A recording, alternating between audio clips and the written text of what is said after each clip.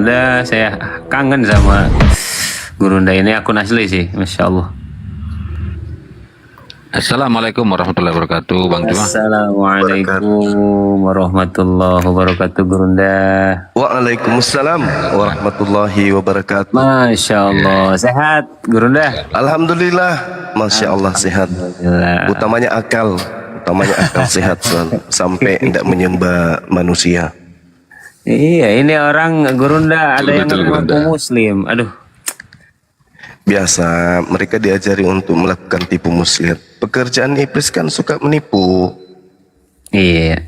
Sementara Al-Quran mengatakan orang-orang kafir itu adalah penolong setan di dalam durhaka kepada pencipta langit dan bumi. Biasanya itu terjadi. Assalamualaikum warahmatullahi wabarakatuh, Kakanda, Abu Yad, Waalaikumsalam. semuanya. Itu memang tugas mereka. Assalamualaikum warahmatullahi wabarakatuh. Gimana Iya, kabarnya Kakanda Juma? Sehat. Alhamdulillah. Ganti lagi pertemuan. namanya Kang Ade. Gonta ganti terus.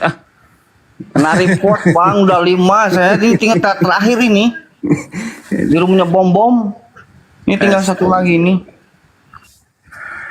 Detrut, coba buka mute-mu. Kok ada Gurunda langsung terdiam? Ada apa ini, Detrut? Ya jangan di mute dong, jangan Iya, di-mute. silakan. Tadi Anda Ini Ferdinand Gini sejidat Gurunda, lebar. tadi dia bernarasi serempet Gurunda. Jangan gitu dong. ternyata Cuma Gurunda kemarin kan ngajak Ferdinand ngomong. naik, yang Saya kamu langsung mute Ferdinand dia, bilang. karena narasi dia itu Sebentar, nggak jelas Bos. kesana Jangan kemari, kepanasan termasuk kamu. Gurunda Ferdinand keserempet ini. sama omongan dia. Sejidat pesawat. Gini loh Juma, jangan bohong dong. Kemarin tuh Ferdinand naik, aku juga naik. Namanya sama-sama The Truth. Kamu tuduh saya Ferdinand. Ya, Nama kalau dia bukan The Truth Ferdinand, Sister. berarti kembarnya. Saya bukan Ferdinand. Kamu jangan tuduh dong. Mentang-mentang saya tahu paham kamu di luar Al-Quran banyak. Jangan gitu dong. Gitu ya. Jangan gitu Juma. Masih Jujur nyembah Yesus dong. kamu, Kita masih harus nyembah jujur. ini, masih nyembah manusia. Masih. Nggak ada. Nggak. Jangan framing dong. Iya, aku Jangan tanya, framing. kamu masih nyembah manusia tidak? Kamu masih ini dalam kepalamu masih walakin subbihalahum, melainkan yang disalib dan yang dibunuh adalah orang yang diserupakan wajahnya. Iya memang. Masa Al-Quran seperti Hollywood aja kamu buat. Kenapa Jadi bisa? merusak Ya, itu Islam itu fakta. kamu loh sebenarnya, Juma. Itu Kamu. fakta, bukan Yesus yang disalib, tapi Yudas. Ya, mana buktinya Kang? Bentar saya bacakan ya. Saya Oke. bacakan, kamu artikan. Ya, Oke. kalau kamu berani kamu artikan ya. Oke. Oke, wa qolihim inna qatalna. Apa artinya? Al-Quran surah berapa? Dan An-Nisa celakalah. 157 dong. Iya, Masa itu iya. nggak tahu? Tapi kami hukum atas perkataan mereka. Terus? Salah, nggak ada hukum atas perkataan. Dan berkata mereka, ya sudah nggak apa-apa. Inna qatalna. Apa artinya? Udah. Kamu Salah nggak usah. kamu, nggak ada Nggak kami usah, hukum atas mereka, nggak ada. Ferdinand, nggak usah kau pakai cara-cara bulus di sini. framing. Kita bahas dulu. Apakah Framing, jangan Yesus gitu itu? dong. Apakah Ya Yesus itu udah bahas terkutuk? An-Nisa 157 tapi jangan Iya kan, kemana-mana. udah jelas itu. Oke, kita Bahwa lanjut ya. bukan Nabi Isa yang Inna dibunuh. qatalna. Udah. Apa artinya? Sekarang kita bahas apakah Yesus terkutuk atau Yudas yang terkutuk. Itu dulu Al-Quran kita kaji Juma. Ngapain kau Nggak ada kaji Yudas di Al-Quran? situ. Ngapain kau kaji Di-mute Al-Quran? dulu, host. Imanmu Di-mute, saya tidak ke bacakan situ. ayatnya, host. Imanmu tidak ke situ. Di-mute dulu. Udah turunin. Kalau dia nggak mau berubah kayak dulu, mending diturunin, host. Iya. Orang ini ngaku-ngaku host. bisa bahasa Saya bacakan Ibrani, ya. bahasa Arab, bahasa Yunani. Dari dulu kayak gitu. Biasa dia telepon saya. Wah, berlama-lama dia nelpon. Tahu-taunya cuman gundul, nggak ada ilmu. Bukannya harusnya seneng ya Kakanda ya kalau Yesus diselamatkan. Kok aneh Iya. itu? Kayak hewan. Dia kan itu tadi wa kanal kafiru ala rabbihi zahira. Orang kafir itu penolong setan untuk menyesatkan manusia. Setan menjadikan mereka untuk menyesatkan manusia. Jadi setan itu duduk-duduk di singgasananya. Nah, pasukannya itu muncul. Ini dia orang-orang kafir ini, pasukan setan mengajak kita untuk menyembah kepada manusia. Padahal mereka sadar itu, mereka tahu kok bahwa penyaliban terhadap orang benar itu adalah konspirasi yang dibentuk oleh iblis. Iya makanya gitu, Tuhannya dibunuh sukacita pesta, kan aneh itu loh. Iblis yang mau itu, Kita iblis. pakai waktu yuk, Juma. Gimana? Iblis yang mau. Iblis yang mau. Buktikan dulu, buktikan kepada saya. Kalau yang terkutuk itu Ya kita usahanya pakai sampai dia harus terkutuk. hostnya enggak. Alah, pakai waktu. Macam berilmu aja. Ayolah. Waktu kita ya berani. Ayo. Oke, pakai waktu. Jawab aja dulu. Siapa yang terkutuk, Yesus atau Yudas? Ayo. Berani nggak kau bahas itu? Mute, Juma gimana? Ini Wa roomnya nggak qaulihim aktif. inna qatalnal masiha Isa bin Maryam Rasulullah. Jadi Wa ma qataluhu. Nabi Isa itu adalah orang yang diselamatkan dari penyaliban. Nabi kami yang datang di tengah-tengah Bani Israel itu diselamatkan oleh Allah. Nah sekarang tugasmu buktikan bahwa Yesus itu terkutuk sampai dia mati. Mana? Buktikan apa yang Yesus lakukan sampai dia harus dikutuk oleh Tuhan. Awas, jangan di mute ya. Saya jelaskan jangan di mute ya. Jangan kemana-mana jawabnya, kalau ngawur kemana-mana saya Awas, bingung. jangan di mute. Wa qaulihim inna qatalna. Siapa yang Yaitu- mereka bunuh? Itu ucapan mereka, maka kemudian Allah mengunci mati hati mereka akibat mereka bikin makar wa makar Allah. Nah sekarang permasalahannya bukan di situ lagi. Permasalahannya sudah terang. Yang mati di atas tiang salib itu adalah orang terkutuk. Nah tinggal kita cari siapa yang terkutuk ini, Yesus atau Yudas. Gitu aja kok repot. Saya jangan di mute ya. Siapa yang digantung di tiang salib? Ini poinnya. Orang terkutuk. Nah sekarang siapa yang terkutuk, Yesus atau Yudas? Gantian Itu aja kok dong. repot. Anda bicara dulu muter-muter. coba. Saya dengarkan Anda bicara, habis itu gantian Juma. Nah poinmu apa? Ini mau Orang saya ber- jelaskan siapa yang naik Iya, ke tiang salib. saya tanya siapa yang terkutuk? Siapa Ya, yang saya terkutuk? jelaskan. Siapa Sabar, yang sabar terkutuk? ya, sabar. Yesus atau Wa Yudas? qaulihim Mutar lagi. inna qatalna. Siapa yang mereka bunuh? Al-Masih Isa bin Maryam, Rasulullah. Benar. Ya, yang mereka bunuh, yang mereka sangka yang dibunuh itu adalah Al-Masih Isa putra Padahal Maryam. yang dibunuh itu adalah orang terkutuk. Wama qataluhu, mereka tidak membunuhnya. Ya, kan An-Nisa 157 begitu. Nah, Wama terus salabuhu. 158-nya gimana? Apa kata 158-nya? 158 apa katanya di situ? Dan dong. Coba baca. Coba baca 15. Ya, mending saya turun kalau di mute terus. Nah, 158 mulai lari. Sabar Karena dia dong. karena yang dia tahu Sabar. latinnya cuma 157. Saya Coba. mau menjelaskan siapa yang naik ke tiang salib itu. Sabar Ya, dong. silakan. Wama Silakan. qataluhu, mereka tidak membunuhnya, kata Allah begitu. Wama sholabuhu, mereka tidak menyalibnya. Walakin subbihalahum. Apa artinya itu Juma? Walakin apa artinya? Poinnya. Walakin apa artinya? Apa artinya? Walakin apa artinya? Ya saya tanya ke kamu. Walakin subbihalahum, artinya apa? Walakin artinya apa? Yang pasti bukan orang ketiga yang diserupakan. Kamu jangan ketawa dong. Aduh. Gurunda saya turunkan, Gurunda. Botol Oten. ya, botol Udah, kali udah. saya turunkan. Oten Bangka penipu. kita. Kalau Bangka tidak kita penipu Muslim bukan apa Oten. Kristen? Oh ya, mana tahu ada Ferdinand dibawa Ferdinand siapa namanya Hutahean. Saya undang Anda naik, silakan. Anda nantang saya diskusi kan? Nah, tolong teman-teman semua teman-teman yang menyimak ini 200 orang, tolong buatkan PT. Saya menjawab tantangan seorang Ferdinand Hutahean kalau nggak salah, yang bikin PT nantang saya dan Donditan. Sekarang saya tunggu Anda, kapan Anda mentalnya kuat, kapan Anda siap, Anda mengatakan bahwa saya belajar Bible selama ini, Anda menganggap Bible itu sebagai comberan, kata Anda kan? Sekarang saya saya jawab tantangan saudara. Silakan Anda naik di Komal dimanapun saya berada. Saya tiap hari live di TikTok. Jadi kalau saudara merasa lebih hebat daripada pendeta-pendeta yang menghadapi saya selama ini, silakan Anda naik. Tentu dengan ilmu ya, jangan seperti Oten yang lain.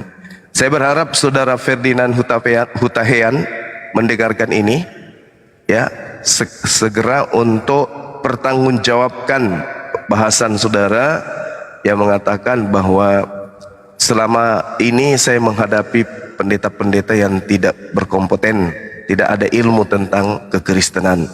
Berarti Anda lebih hebat. Nah, silakan Bang Suma pasang badan menunggu saudara Ferdinand, ya, seorang politikus. Saya tunggu Anda. Ya, Anda mau diskusi dengan saya biar semua orang tahu mulut besar Anda itu tak ada ubahnya dengan seperti saudara-saudara Kristen yang lain yang sudah menghadapi saya diskusi. Oke, saya tunggu ya saudara Ferdinand siapa? Ferdinand politikus. Dan di mana bercahaya di situ Anda pergi, di mana redup di situ Anda lari. Di mana ada asap di situ Anda ngepul. Silakan saudara Hutapea, siapa namanya tuh? Nama lengkapnya siapa tuh? Ada yang tahu nggak nama lengkapnya tuh? Sekarang dia kepalanya botak. Menyebut saya nggak paham. Saya tantang saudara Suma untuk berdiskusi. Nah ini ku jawab. Saya jawab tantangan saudara. Silakan masuk Komal. Jangan pula nanti silakan ke sini, silakan ke sini. Wah, Anda sudah tahu saya di Komal. Jadi jangan banyak alasan lagi nanti. Saya nantang Anda di sini. Ini nenek Lukiper. Banyak cerita. Nah, mumpung Anda dikenal oleh masyarakat Indonesia, buktikan kalau Anda itu lebih berisi daripada pendeta yang telah menghadapi saya.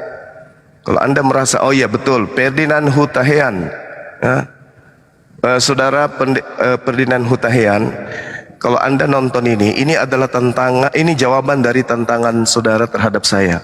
Saya menunggu kapan nyali Anda sudah mulai kuat, mental Anda sudah mulai siap, datang aja. Saya siap melayani Anda untuk membahas tentang Kristen dan Yesus. Oke? Oh dia mantan napi ya? Oh baguslah. Saya kira begitu, Dinda Abuya dan sahabat yang lain. Masya Allah, siap. Bang Kapita, Muslim apa Kristen? Bang Kapita? Monitor? Muslim bang, lagi monitor. Oh, siap. Assalamualaikum. Waalaikumsalam warahmatullahi wabarakatuh. Masya Allah. Bang, ini Bang Anggaran ini, aduh, apa ini ya? Muslim apa Kristen Bang? Kristen. Oh, Kristen. Iya, pantesan dari namanya udah nggak enak. Gimana Bang Organisasi. Izin Bang Kapita, izin di mute dulu ya. Bang Sahrul juga ini Muslim, Bang Sahrul. Assalamualaikum warahmatullahi wabarakatuh. Muslim Bang. Ya, waalaikumsalam warahmatullahi wabarakatuh, Abang. Ini Pak Anggaran, coba di atas sudah saya tuliskan. Kira-kira Anda keberatan nggak dengan tema itu? Silakan. Cuman gini. Tema itu, silakan. Tema. Ya, Gimana? Untuk pribadi seseorang. Assalamualaikum. Waalaikumsalam warahmatullahi apokripa. Ya, di Kristiani ya. Silakan Pak Anggaran ditanggapi, silakan nanti sama Gurunda Zuma ditanggapi juga apa yang disampaikan oleh Anda, silakan. Bentar dulu Bang, bentar ya. Tafadhol. Mohon izin, saya tampilkan dulu videonya Bapak ini. Nih.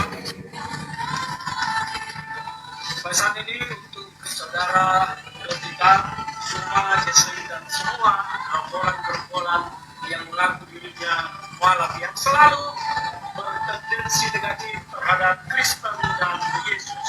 Saya sampaikan pesan ini, jika Anda ingin tahu rasanya anggur, maka jangan meminum air comberan, karena air comberan tak akan mampu menciptakan rasa dari anggur. Jadi kalau Anda mau tahu tentang Kristen dan Yesus, Saya baru tahu kalau Bible itu ternyata comberan. Nah, dia berkatakan bahwa kalau Anda ingin tahu rasanya anggur, jangan minum air comberan. Nah, selama ini yang saya baca Bible, Terima kasih Anda sudah mengatakan Bible itu comberan. Lanjut. Bentar ya teman-teman. Yesus. Jadi jangan Anda samaratakan pemikiran Anda dengan pemikiran bagaimana seorang Kristen.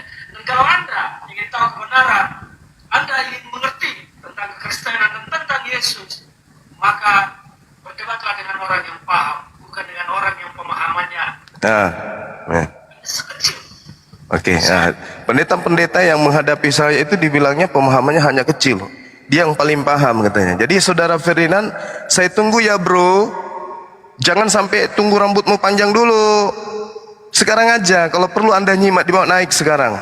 Saya mau tahu apa yang Anda punya. Tunggu Anda untuk berdebat dengan saya jika Anda memang Jangan dibilang sekarang juga kalau bisa. berartilah bertendensi negatif terhadap Kristen dan tentang Yesus. Tendensi negatif. Pasal ini untuk saudara Dotika, Suma, Jesli dan semua gerombolan-gerombolan Kita dianggap gerombolan. bertendensi negatif. Bertendensi negatif katanya. Saya sampaikan pesan ini, jika Anda ingin tahu rasanya anggur, maka jangan meminum air comberan. Jadi selama ini Bible itu yang kita pelajari comberan. Terima kasih Ferdinand. Anda menista kitab Anda sendiri dengan mengatakan comberan. Jadi pengikut Yesus, yang disebut pengikut itu mengikuti Yesus, bukan malah anti terhadap Yesus. Agama Anda itu adalah agama yang sangat anti terhadap Yesus. Ya, jadi melalui forum ini saya menjawab tantangan saudara Ferdinand. Saya sangat berterima kasih kepada Allah Subhanahu Wa Taala akhirnya mendapatkan tantangan dari orang ini. Mudah-mudahan orang ini bukan hanya bisa berpolitikus, tapi bisa juga membela agamanya. Tidak seperti yang lain, cuman di mulut aja, tetapi semua data yang dia sajikan justru bertentangan dengan apa yang ada di Bible. Sekali lagi saudara Ferdinand, saya Bang Suma menjawab tantangan saudara. Kapanpun mental Anda siap, jiwa Anda kuat menghadapi saya tunggu. Tidak menghitung jam, tidak menghitung hari, tidak menghitung minggu, tidak menghitung bulan, apalagi tahun. Kapanpun jiwa Anda sudah kuat, mental Anda sudah tidak gemetaran mendengarkan nama saya, naik di komal saya atau dimanapun saya ada di komal-komal, saya tunggu Anda. Ya, jangan karena Anda sudah tidak dipakai di dunia sampai Anda mau merambah ke dunia apologet. Saya tunggu macan ompong dan macan botak kayak Anda. Oke? Thank you. Masya Allah. Jangan yang dihadapi kayak Putri Sion aja. Sekali-sekali yang sedikit mengaku dirinya hebat. Kalau kayak Putri Sion ini apanya ini? Jemaat-jemaat minggu pun tidak lolos. Koplak. Bang Juma. Ya, apa kabar nih Bang Juma? Baik, seperti biasa. Ya, halo semuanya, nanti follow ya, udah aku follow nih yang ada di sini. Bang Juma, semisal nanti ada kayak mau ada diskusi lintas agama, nanti boleh juga call. Nanti kalaupun ada yang dari Kristen mau itu, nanti saya akan call Bang Juma ya. Cuman memang aku belum punya kontak WA Bang Juma. Gitu. Okay. Bang Juma, gini, satu yang mau saya klarifikasi, nih saya di Kristen itu ada yang bilang saya itu penyusup di sana Bang Juma. Gitu. Nah, apakah saya pernah, di pertanyaan saya nih buat semuanya, apakah saya pernah berkolaborasi dengan teman-teman Islam, setahu Bang Juma atau teman-teman di sini, untuk membuka data daripada apologet Kristen? Sejauh ini tidak pernah sih. Sejauh ini yang saya tahu nggak pernah. Iya. Apakah kita berkenalan sedalam apa sampai kita punya WA? Tidak ada kan Bang Juma? Iya. Tidak ada, iya. Jadi ya ini ya untuk diklarifikasi kalau ada teman-teman apologet Kristen di sini, dengar. Ya, jadi kalau ada yang mengasumsikan saya penyusup, membagikan ID apologet Kristen, sama sekali tidak ada. Artinya saat ini pun kalian bisa tahu apa yang dilontarkan ke saya itu tidak benar. Setahu saya Putri Sion ini paling keras perlawanannya kepada apologet Islam dari dulu. Dari dulu kan Bang Juma kita Dari 5 tahun yang lalu aku ingat sama Bang Juma, masuk ke Betul. rumahnya Bang Juma. Kok bisa dicurigai begitu?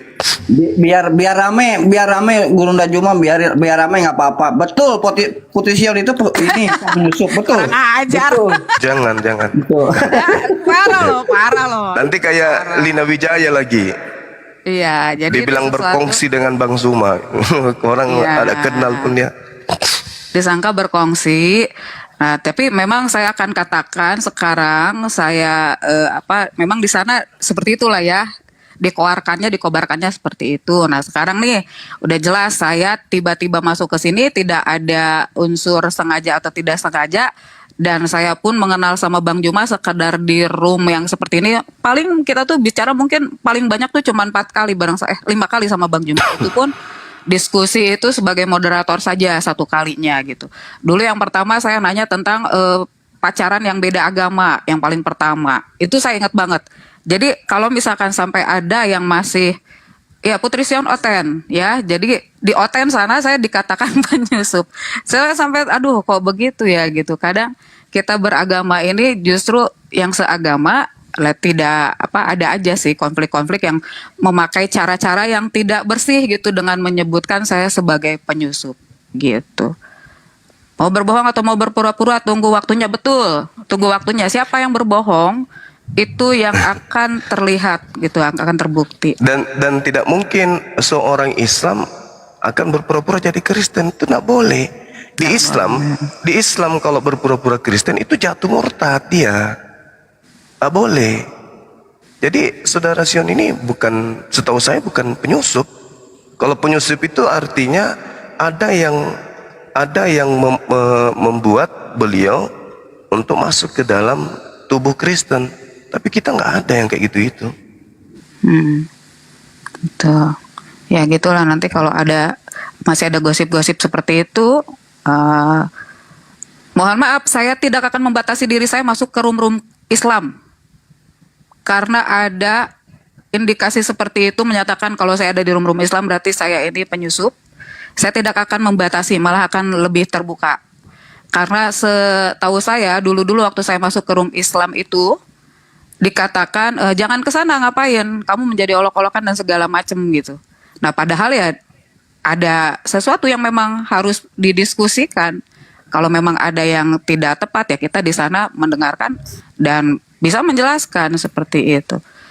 Gitu. Jadi teman-teman Kristen udah seperti saya, terbuka aja. Kita tuh berteman, semuanya bukan berarti berteman itu menjadi sama dan serupa, tetapi bagaimana kita berdiskusi. Gitu kan, masuk Islam aja sekalian. Aduh. Gimana nih Bang Juma? Bagus. Itu ya, syahadat put ya. Enggak, nih Bang Juma tahu banget aku dulu pernah gitu kan yang masuk dan malah saya bisa jadi keras gitu kan, masuk ke tempatnya Fandi juga saya keras kok gitu. Nah, tetapi di tempat apologet Kristen sendiri kok saya dikatain penyusup. Iya, setahu saya saudari Sion ini dulu keras, sama kami ini keras beliau. Kok sekarang jadi ini? Mungkin karena sekarang udah ke Islam-Islaman kali, jadi mereka curiga. Ada something memang karena saya itu ada pernah gini, saya tuh sering berteman ya Bang Juma, jadi kalau sama siapapun saya berteman gitu, senang. Ya dibalik dari kita berdiskusi seperti ini ataupun memperdebatkan sesuatu yang kita tahu gitu kan, itu saya akan berteman gitu. Jadi saya masuk ke roomnya Islam, saya dengerin musik, saya ngobrol di sana, tapi bukan berdebat gitu. Nah, pada saat saya berada di sana, diisukanlah bahwa saya ini menjadi seseorang yang menyampaikan ID apologet gitu. Buat apa gitu kan? Saya pegang kok nomor WA Bang Nandar, saya pegang juga nomor API yang aku kenal lah gitu ya. Tapi itu nggak ada tuh saya share sama sekali. WA Bang Juma juga saya nggak punya kalau saya mau menjual gitu kan. Bang, minta nomor WA ini ada gitu kan. Ini saya enggak. Dan dituduh saya mendekati apologet Kristen gitu yang cakepnya luar biasa yang tidak pernah saya lihat gitu kan. Nah, itu katanya saya mendekati mereka dengan cara dengan cara yang tidak pantas gitu, mendekati merekanya gitu kan, mendekati itu untuk mencari identitasnya dan memberikannya kepada apologet Islam. Wah, gimana nih gitu, udah payah, jauh sangat payah itu pemberitaannya, dan jangan menjadi gini, karena itu membawa-bawa Islam, jangan sampai ini menjadi sesuatu yang salah gitu. Karena saya dekat sama Islam, nah saya dipergunakan, diperalat untuk sesuatu untuk Islam, tidak ada sama sekali. Bang Juma, bisa diulangi lagi sekali lagi Bang Juma, apakah kita ada kontak-kontak untuk saya menginformasikan ID apologet Kristen? Sejauh ini satu, kami umat Islam apologet dalam hal ini tidak pernah mencari tahu tentang pribadi-pribadi personil para debater, itu tak ada. Yang kedua, kami tidak ada kongsi dengan saudari Putri Sion, apalagi mau sebagai penyusup, ya. Saya sendiri sebagai Muslim, demi Allah saya tidak ada hubungan pribadi dengan saudari Putri Sion, apalagi sampai tukaran nomor HP, apalagi japri-japrian terkait dengan kekristenan atau apapun itu nggak ada, sama sekali nggak ada. Nah, ini disaksikan banyak orang. Terus kemudian yang saya tahu nih, beliau ini dulu keras kepada kami apologet Islam, beliau ini keras. Nah, kalau sekarang beliau lembut kayak begini ya mungkin karena terkontaminasi dengan muslimah yang lain. Dan memang ini, mohon maaf nih, saya sebagai orang yang berkecimpung di dunia mu'alaf, banyak justru yang mu'alaf juga itu karena mendapatkan tuduhan-tuduhan sama seperti ini. Akhirnya dia merasa risih, akhirnya dia serius belajar Islam. Alhamdulillah beliau mu'alaf. Banyak, ada beberapa orang yang kayak gitu, dikucilkan di gereja, difitnah, dituduh menggelapkan uang gereja dan seterusnya. Akhirnya belajar Islam, sekarang alhamdulillah beliau menjadi tokoh di tempat kami gitu. Jadi jangan menuduh tanpa bukti lah. Kan banyak juga orang Kristen itu yang baik, seperti saudari kita Putri ini. Makanya tadi begitu dia masuk, saya katakan apa sama beliau, jangan seperti Putri Sion ini yang kayak gini-gini. Kenapa? Karena saya masih berbekas masa lampau. Nggak berani saya ngomong ke saudara Kristen kalau saya tidak punya masa lalu yang bersih tegang dalam dunia apologet. Begitu dia masuk, saya katakan, Ferdinand, jangan seperti Putri Sion ini, sekolah minggu pun tak lulus. Kalau dia tidak pernah bersinggungan dengan saya di debat, tak mungkin saya mengatakan seperti itu, karena saya bukan pencela. Tapi karena saya merasa Putri Sion ini juga dulu orang keras terhadap Islam, makanya saya ngomong kayak gitu. Begitu teman-teman. Nggak sama seperti Bang Denny, ini kan memang dia ahli poligami. Kalau Bang Denny dari dulu dia itu. Ya, gini, yakin kau dekat sama Islam? Yakin. Jadi di sekitar tempat tinggal saya, tempat bekerja itu Islam semua. Jadi masih harus ada apa ya, cara berpikirnya tuh yang masih masuk akal lah. Kita jangan jadi terlalu fanatik gitu kan.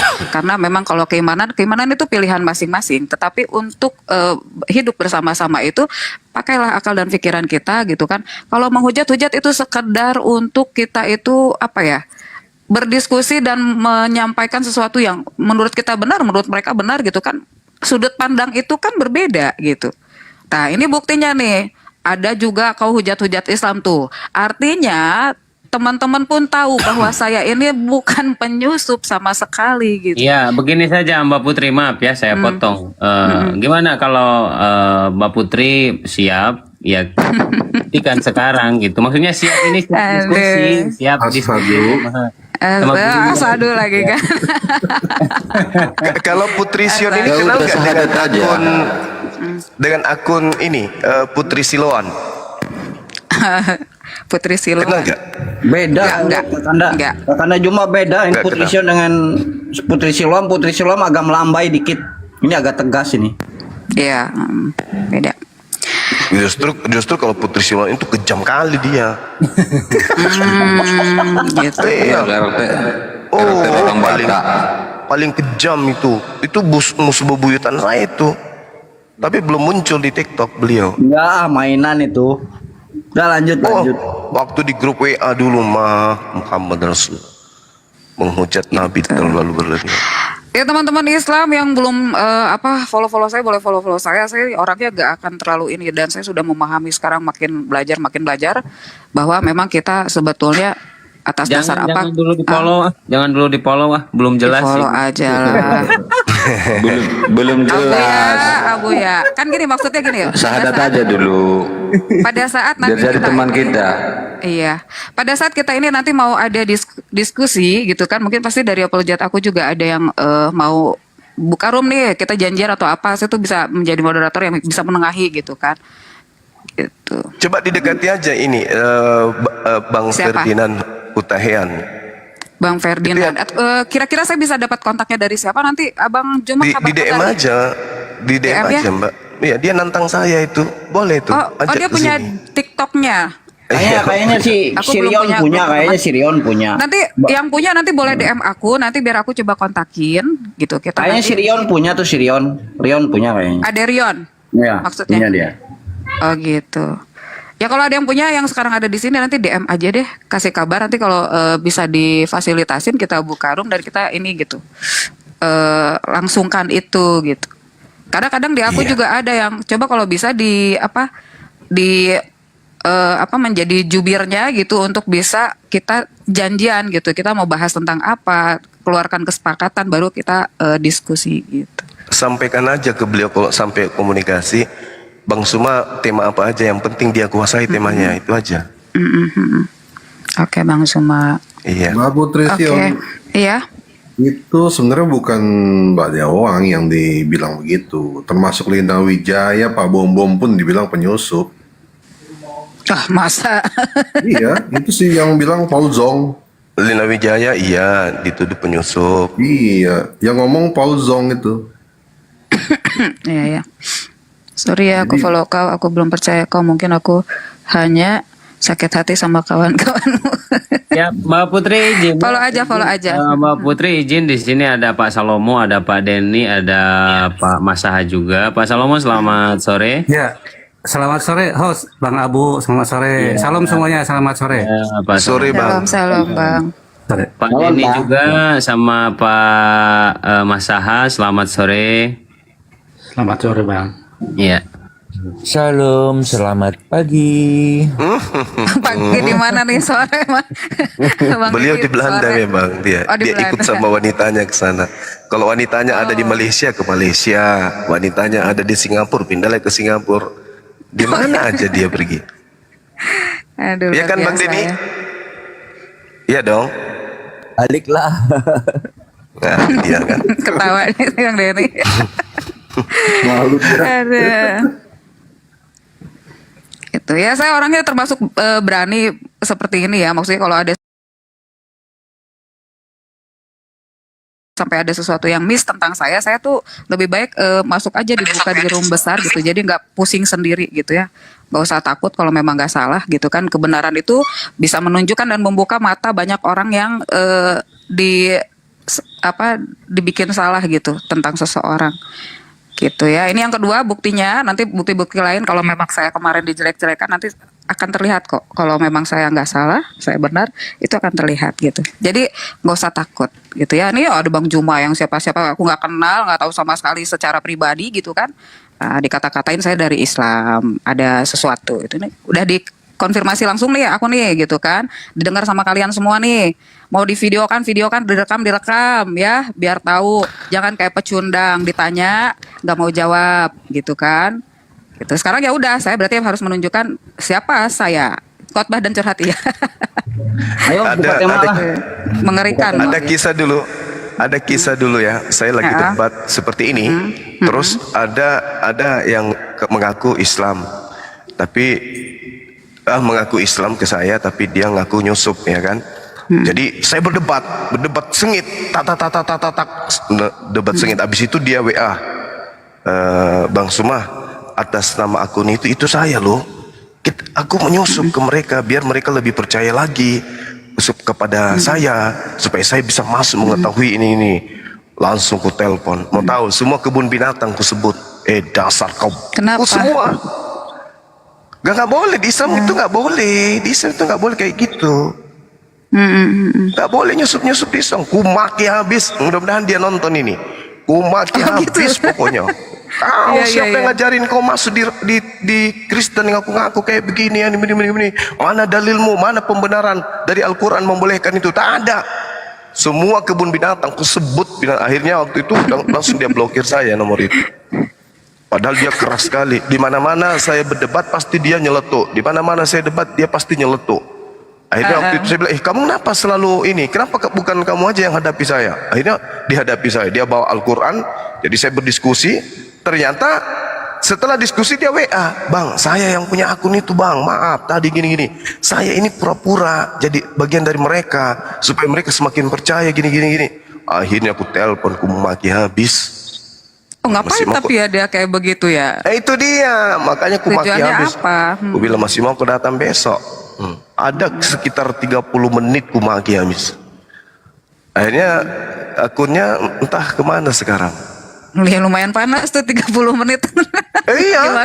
Oh sampai orang di gunung itu kaget-kaget tuh. Ini bapak kenapa mau ngamuk? Ngamuk lah saya. Ngaku-ngaku oten masuk. Katanya saya ada di grup ini bang, ada di ini. Aduh, ngapain yang kayak gitu-gitu? Tidak perlu. Iya betul bang. Apalagi saudari kita Putri Sion mau melakukan itu untuk apa? Nggak ada itu. Untuk apa? Ya silakan teman-teman, mungkin ada tema yang mau dibahas. Ya, oke Bang Juma itu aja. Terima kasih sudah di-clearkan dan saya Baik. yang teman yang lain ini boleh kalau ada yang videokan ini nanti share tuh sama orang yang ngata-ngatain aku penyusup itu ya. Izin ya Bang Juma, soalnya aku mau pulang. Jadi aja Putri, temanin aku udah naikin ke atas, nggak ada kawan ini. Ini ada Itu ada Bang Denny. Aku mau ikut Denny. Iya, nggak ada kawan aku di atas. Dinaikin Bang Ada Abu. Bang Denny. Ada Pak Gimana, Denny, gimana? Pak Salomo itu Ada sama Pak Denny. Katolik sama kayak Pak Salomo. Aman ya? Ya, Bang Abu ya, Ini sampai. aku izin turun di sini, berisik banyak dangdutan. Oh siap, nggak ada. Lanjut. Kakanda Jangan Juma, lupa pakai- Ustaz Tahta dan pakai semuanya. belangkon, iya. Salam sehat Kasih. selalu. Assalamualaikum warahmatullahi wabarakatuh. Waalaikumsalam warahmatullahi wabarakatuh. Tad, assalamualaikum Tad. Waalaikumsalam. Ya, aku juga turun dulu ya. Izin ya Bang Juma, terima kasih Iya, semuanya. iya Mbak Putri Sion. Assalamualaikum Abu ya Gurunda dan lainnya semuanya. Waalaikumsalam. Waalaikumsalam warahmatullahi Nima Gurunda. wabarakatuh. Masya Allah. Bang Salomo. Ini dia ngapain dinaikkan dewa? Iya Bang, iya. Putrinya turun udah. Ini Cerita apa tadi tuh, seru kali kedengarannya. dewa ini incar Pak Denny kayak. Udah sering lah ngobrol sama dewa aku. Seru ya. 3S yang ada. Seru, serem, sebel terakhirnya. Oke.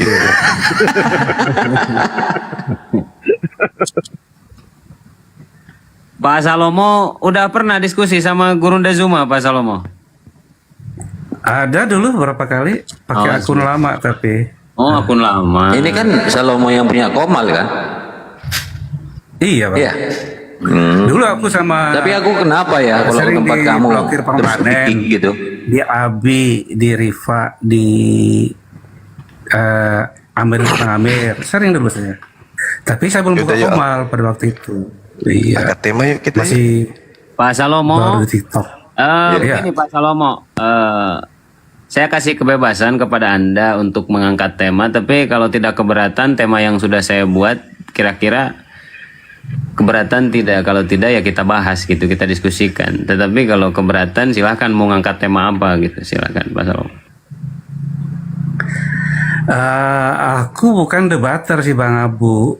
Aku itu cuman ya Komal aku kan lebih kepada pengajaran aja sebenarnya. Kita bincang-bincang aja. Dan di Komal aku memang banyak Yang teman-teman betul Pak. Islam sih. Aku udah berapa kali di Komal Bapak, aku tuh Terus diturunin. kali. Iya, Oh, ini moderator aku sapi kali. nih. Saya nggak Iya. pernah turunin orang Bang. Kalau moderator ya mungkin. Nggak pernah turunin orang, nggak pernah turunin, nggak pernah mute. Apa Iya, aku benar, jawab benar. mute gitu. Naik di aku. Iya benar. Benar. Moderatornya mungkin. Nah, iya. Aku nggak pernah benar. Moderator. Aku cuma hitungan menit di Komal dia. Assalamualaikum. Langsung turun. Satu putaran. Satu Ya, putaran. abang boleh, abang nanti. Jadi Komal, aku kan Komal kecil Bang. Jadi memang teman-teman Islam banyak di tempat aku. Biasanya 4 orang gitu. Kita bagi 4 Kristen, 4 Islam. Ya ngobrol-ngobrol santai aja sampai malam. Diskusi aja tentang sekarang iman. sama Bang Juma. Gitu-gitu aja. Ambil tema apa? Gak debat sih. Mau ambil tema apa? Sekarang diskusi aja. Atau Dewa punya tema nih ya? Apakah Yesus murtad atau tidak? Mau? Iya. ambil tema. Yesus murtad. Bang Maksudnya Dewa, apa Yesus murtad? jangan wahid 5 nomor 6 ya. Itu Yesus bahaya Yahudi. pula nanti itu. Yesus Yahudi loh, nggak pernah murtad dia. Bang, kalau dari Yahudi ke Kristen namanya apa bang? Bang Juma?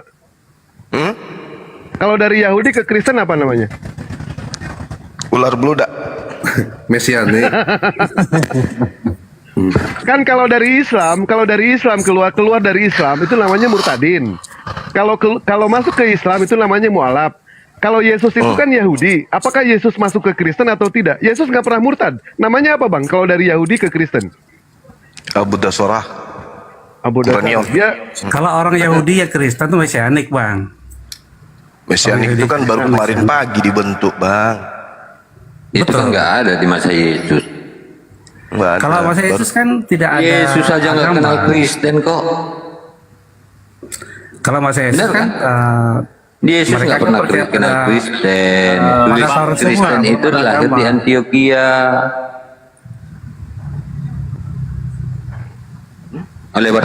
oleh Saulus. Ayo.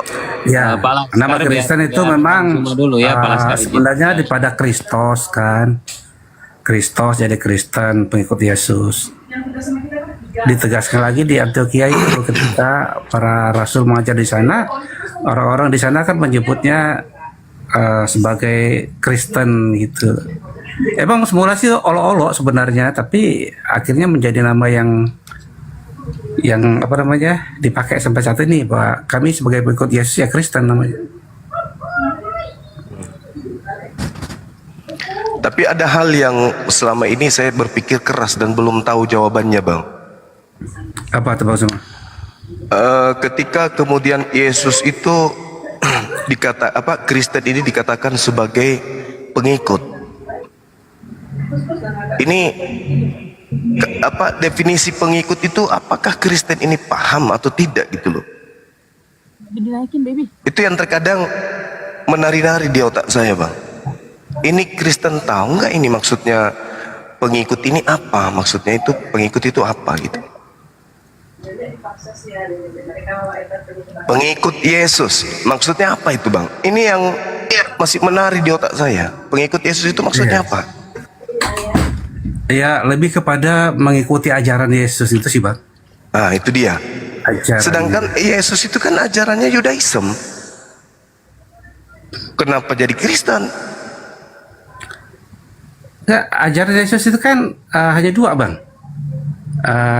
Intinya kan dia mengajarkan cinta kasih kan. Kasihilah Tuhan Allahmu, dan kedua adalah kasih sama manusia. Itu inti ajaran Yesus. Rangkuman Cuman dari itu semua aja? kitab Taurat. Iya, semua kitab Taurat sudah terangkum di situ. Nah, Itu ajaran Yesus juga banyak. Oke. Sekarang kalau kita melihat pengakuan Yesus sendiri nih, dia menginstruksikan, tetapi supaya dunia tahu. Artinya kita nih, termasuk kita nih.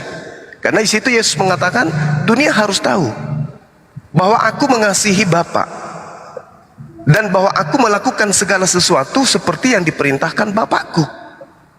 Sedangkan kalau kita melihat perspektif kasih di dalam pemahaman pendalaman materi terhadap kitabnya orang Yahudi dengan instrumen mereka sebagai orang-orang Yahudi yang pengikut Nabi Musa, itu jelas mengasihi adalah mentaati, setia menjalankan ketetapan, ketentuan, hukum-hukum, perintah dan larangan Tuhan.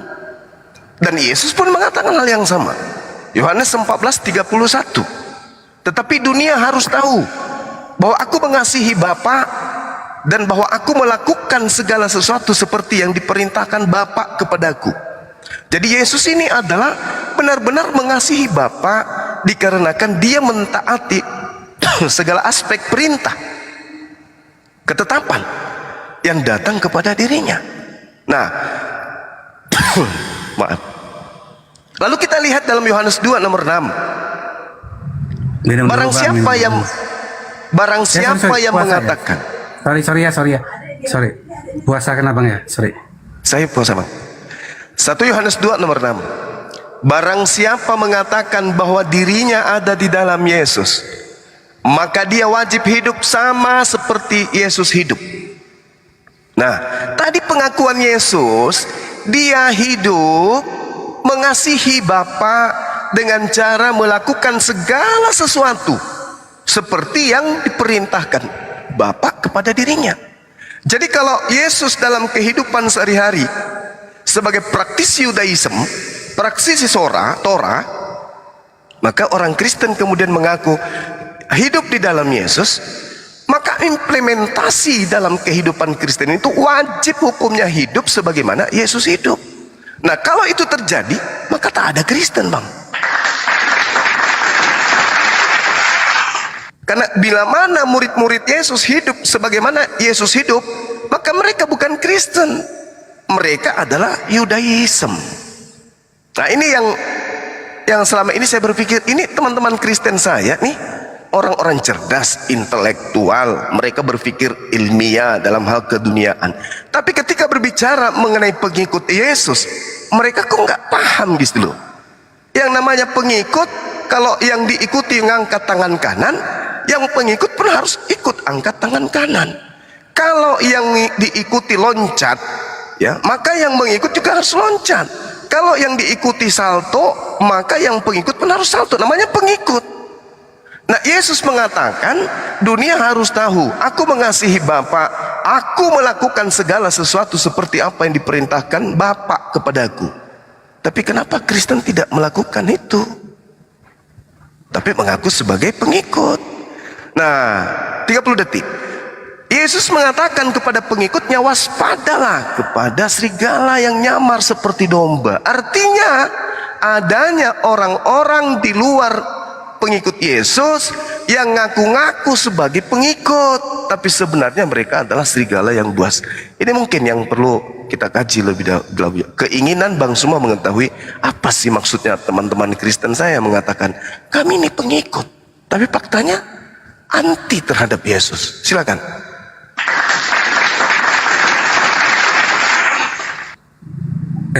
Panjang lebar ya. Ya, dipersempit aja Bang. Pak jadinya. Aku sih gak pandai ngomong Bang ya. Cuma aku mau bilang bahwa ya kami sebagai orang Kristen, dari namanya saja Kristen itu berarti ya pengikut Yesus. Maknanya adalah semua pengajaran-pengajaran yang Yesus sampaikan melalui para rasulnya kepada kami sebagai jemaat. Nah, itu yang kami ikuti, seperti itu. Dan puncak dari ajaran Yesus itu kan sebenarnya aku udah bilang dari awal adalah cinta kasih. Kasih kepada Allah dan kasih kepada manusia. Itu intinya. Kalau Abang mengatakan bahwa kami sebagai Kristen tapi ternyata tidak mengikuti ajaran Yesus, aku nggak tahu yang mana ajaran Yesus yang tidak kami ikuti. Ya, karena yang telah kami lakukan selama ini ia berdasarkan pengajaran yang telah diberikan oleh para rasul di dalam Alkitab yang tercatat. Seperti itu Bang. Ya, baik. Saya tanggapan dari saya. Ya, ya. Ketika Yesus ditanya, kita kerucutkan. Ketika Yesus ditanya sama pengikutnya, Guru, hukum mana yang terutama dalam hukum Taurat? Kata Yesus apa? Kasihilah Tuhan. Apa isi dari mengasihi Tuhan? Kasihilah Tuhan. Nah, ini yang perlu dikaji nih. Isi dari mengasihi Tuhan itu apa? Karena perintahnya dengan segenap hati, dengan segenap jiwa, dengan segenap akal. Itu hukum utama. Kalau tidak lolos dari hukum utama, jangan mimpi kemudian bisa melaksanakan hukum kedua. Kan di sini Yesus mengatakan, kasihilah Tuhan Elohim dengan segenap hatimu, dengan segenap jiwamu, dengan segenap akal budimu. Kasih kepada Tuhan, kita lihat di dalam Ulangan 21, Ulangan 11 nomor 1 maksud saya. Di situ sangat terang dikatakan, haruslah engkau mengasihi Tuhan Elohim. Dengan cara apa? Melakukan dengan setia kewajibanmu terhadap Elohim, senantiasa berpegang pada segala ketetapannya, peraturannya dan perintahnya. Jadi Yesus mengatakan hukum utama mengasihi Tuhan Elohim bukan pepesan kosong, bukan. Isi daripada pengakuan Yesus, hukum utama mengasihi Elohim adalah hidup dengan setia melaksanakan kewajiban kepada Tuhan dengan melaksanakan segala ketetapan, peraturan dan perintah. Itu baru kasih. Nah, Kristen lolos nak di sini? Ini dulu di hukum pertama ini lolos nak Kristen? Setia, berpegang kepada ketetapan, kepada peraturan dan perintahnya. Sementara Kristen sendiri dihadirkan itu dengan cara membatalkan segala ketetapan, peraturan dan perintah Bapa Elohim. Terekam di dalam Efesus 2 nomor 15. Dengan matinya Yesus, Dia telah membatalkan hukum Taurat beserta segala perintah yang ada di dalamnya. Berarti Dia telah membatalkan ketetapan, peraturan yang Elohim punya. Bagaimana mungkin Kristen bisa mengasihi Tuhan Elohim sementara tak ada lagi ketetapan, tak ada lagi peraturan, tak ada lagi perintah yang ada di dalam Kristen terkait dengan kasih kepada Tuhan itu sendiri? Mungkin saudara Salomo bisa memahami bahwa hukum utama menurut Yesus itu adalah menjalankan dengan setia segala kewajiban terhadap Elohim terkait dengan ketetapan, peraturan dan perintahnya. Ini yang disebut hukum terutama atau hukum utama. Apakah Kristen menjalankan ini? Itu dulu, silakan. Ya, hukum yang pertama adalah kasihilah Tuhan Allahmu dengan segenap hatimu, dengan segenap jiwamu, dan dengan segenap akal budimu. Itu. Jadi perintah ini bahwa ketika kita mengasihi Sang Bapa itu di dalam nama Yesus, ya, di dalam nama Yesus, ya kita harus menggunakan hati, ya, jiwa, logika. Akal budi itu kan logika, Bang. Ya, artinya kita tidak mengimani begitu saja, begitu, tetapi kita harus juga mengkritisi atau apalah istilahnya, belajar gitu, belajar tentang firman itu. Harus menggali lebih lagi supaya kita lebih paham. Itu perintah yang pertama itu. Makanya Yesus mengatakan bahwa kasihlah Tuhan Allahmu, ya. Tuhan Allahmu itu siapa? Tuhan Allahmu itu adalah sang sumber dari mana Yesus itu berasal. Karena Yesus mengajarkan ini kan sebagai perantara, sebagai firman yang turun ke dunia menjadi manusia untuk mengajarkan manusia bagaimana mengasihi Allah itu. Terus yang kedua kan kasihlah sama manusia. Artinya bagaimana kita sebagai sesama manusia itu saling hidup mengasihi. Kalau sesama manusia tidak hidup saling mengasihi, artinya ya banyak kejahatan sesama manusia ataupun apalah istilahnya, itu berarti kita juga tidak mengasihi Allah. Makanya kedua hukum ini penting, nggak bisa dipisahkan. Ketika kita mengasihi manusia, kita juga mengasihi Allah. Inilah puncak daripada ajaran kasih yang diajarkan Yesus di dalam kekristenan. Kalau saya pernah baca ya Bang, puncak daripada sebuah agama adalah cinta kasih.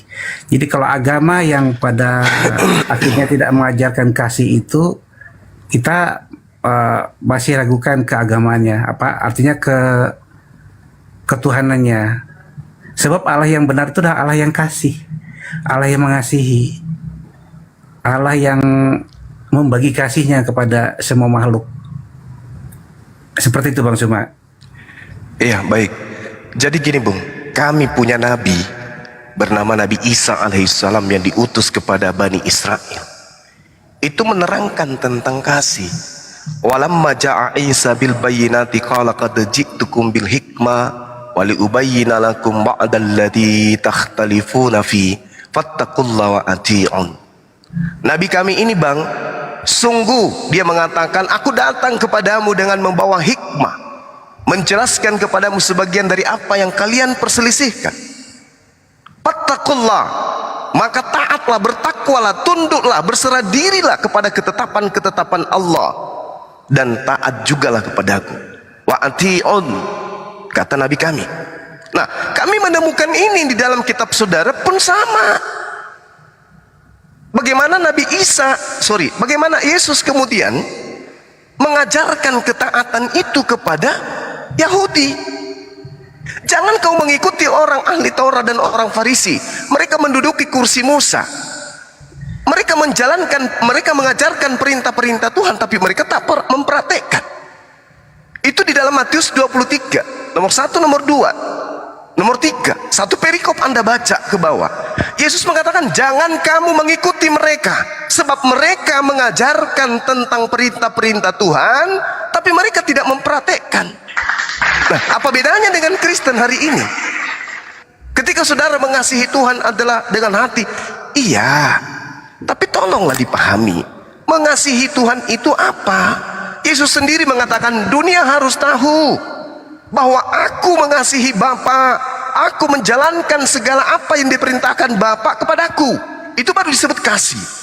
Yosua 22 nomor 5, hanya lakukanlah dengan setiap perintah dan hukum yang diperintahkan kepadamu oleh Nabi Musa, hamba Tuhan itu, yakni mengasihi Elohim. Apa mengasihi Elohim? Hidup menurut segala jalan yang ditunjukkannya. Berarti harus merujuk kepada ketetapan, ketentuan, hukum-hukum, dan perintah serta larangannya. Itulah kasih. Hidup menurut segala jalan yang ditunjukkannya, tetap mengikuti perintahnya, berpaut padanya dan berbakti kepadanya dengan segenap hatimu dan dengan segenap jiwamu. Jadi Yesus tidak salah mengatakan percuma mereka menghormat, menyanjung, memuliakan aku dengan mulutnya, tapi pekerjaan yang mereka lakukan adalah pekerjaan manusia. Itu kena kepada saudara. Karena kenapa? Kasih di sini itu tidak bisa hanya slogan, bukan hanya di mulut, tapi kasih kepada Tuhan adalah harus dipraktekkan. Tidak boleh tidak dipraktekkan, karena Yesus mengecam kalau hanya teori. Coba Anda lihat di Matius 23. Apa kata Yesus? Orang-orang Yahudi, orang-orang Farisi telah menduduki kursi Musa, tapi jangan kau mengikuti mereka, sebab mereka berkata-kata tentang hukum Tuhan, tapi mereka tidak melakukannya, mereka tidak mempraktekkannya. Sama seperti Kristen, mengambil kitabnya orang Yahudi, menempelkan dengan kitabnya, tapi apakah perjanjian lama ini dipraktekkan? Tidak. Tidak dipraktekkan oleh teman-teman Kristen. Kenapa? Makanya ada slogan perjanjian lama. Kenapa dikatakan perjanjian lama? Karena sudah usang. Maka muncullah kitab yang disadur kemudian, yang kemudian menjadi panduan orang Roma kala itu, disebutlah perjanjian baru. Kenapa disebut perjanjian baru? Karena inilah yang menjadi patokan, bukan lagi ketetapan, hukum-hukum, peraturan, petunjuk, perintah yang datang dari Elohim. Sementara hukum pertama, kasih utama adalah itu, tapi dibuang.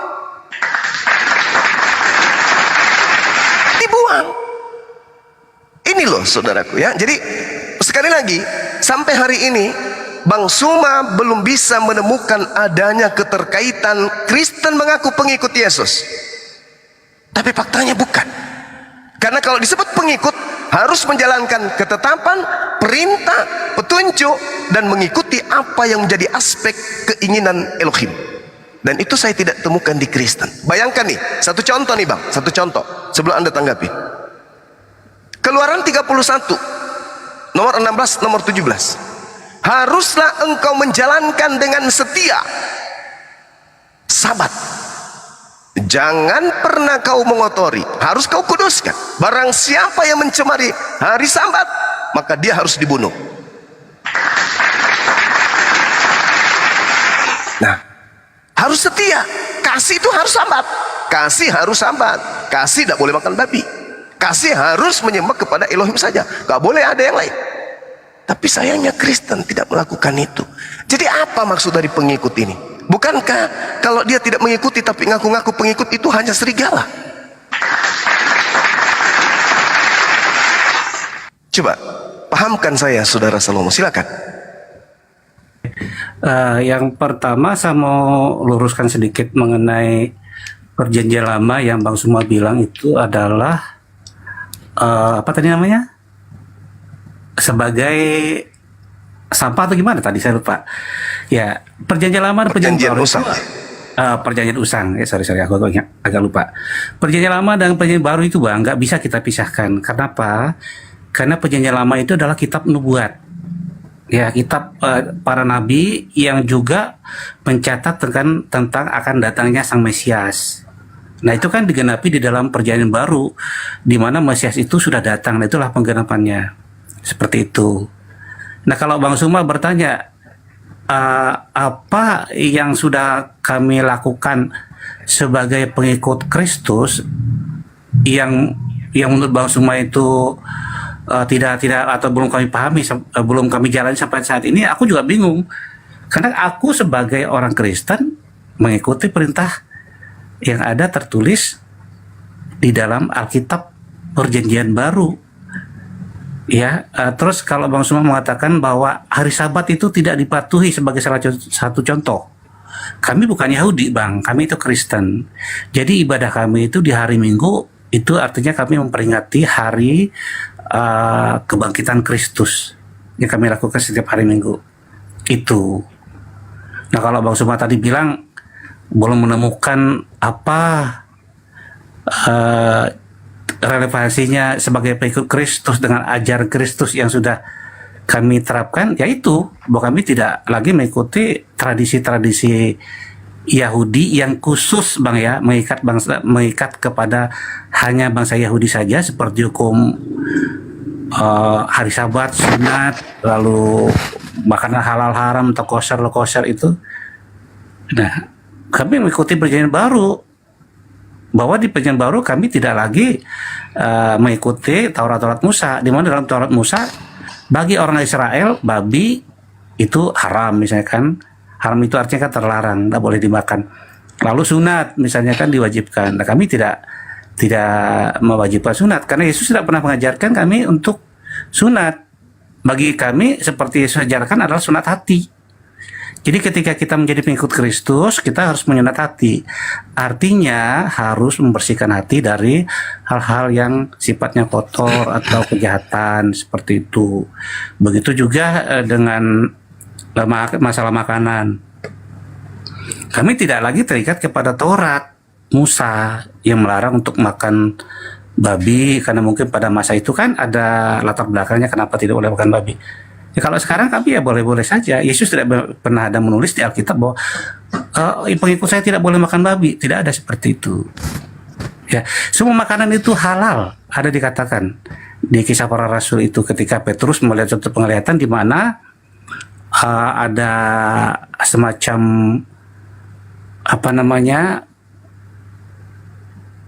apa sih namanya itu yang turun dari langit itu, di situ tertulis nama-nama binatang yang harus dimakan Petrus. Petrus bilang, saya orang Yahudi, saya tidak mau makan.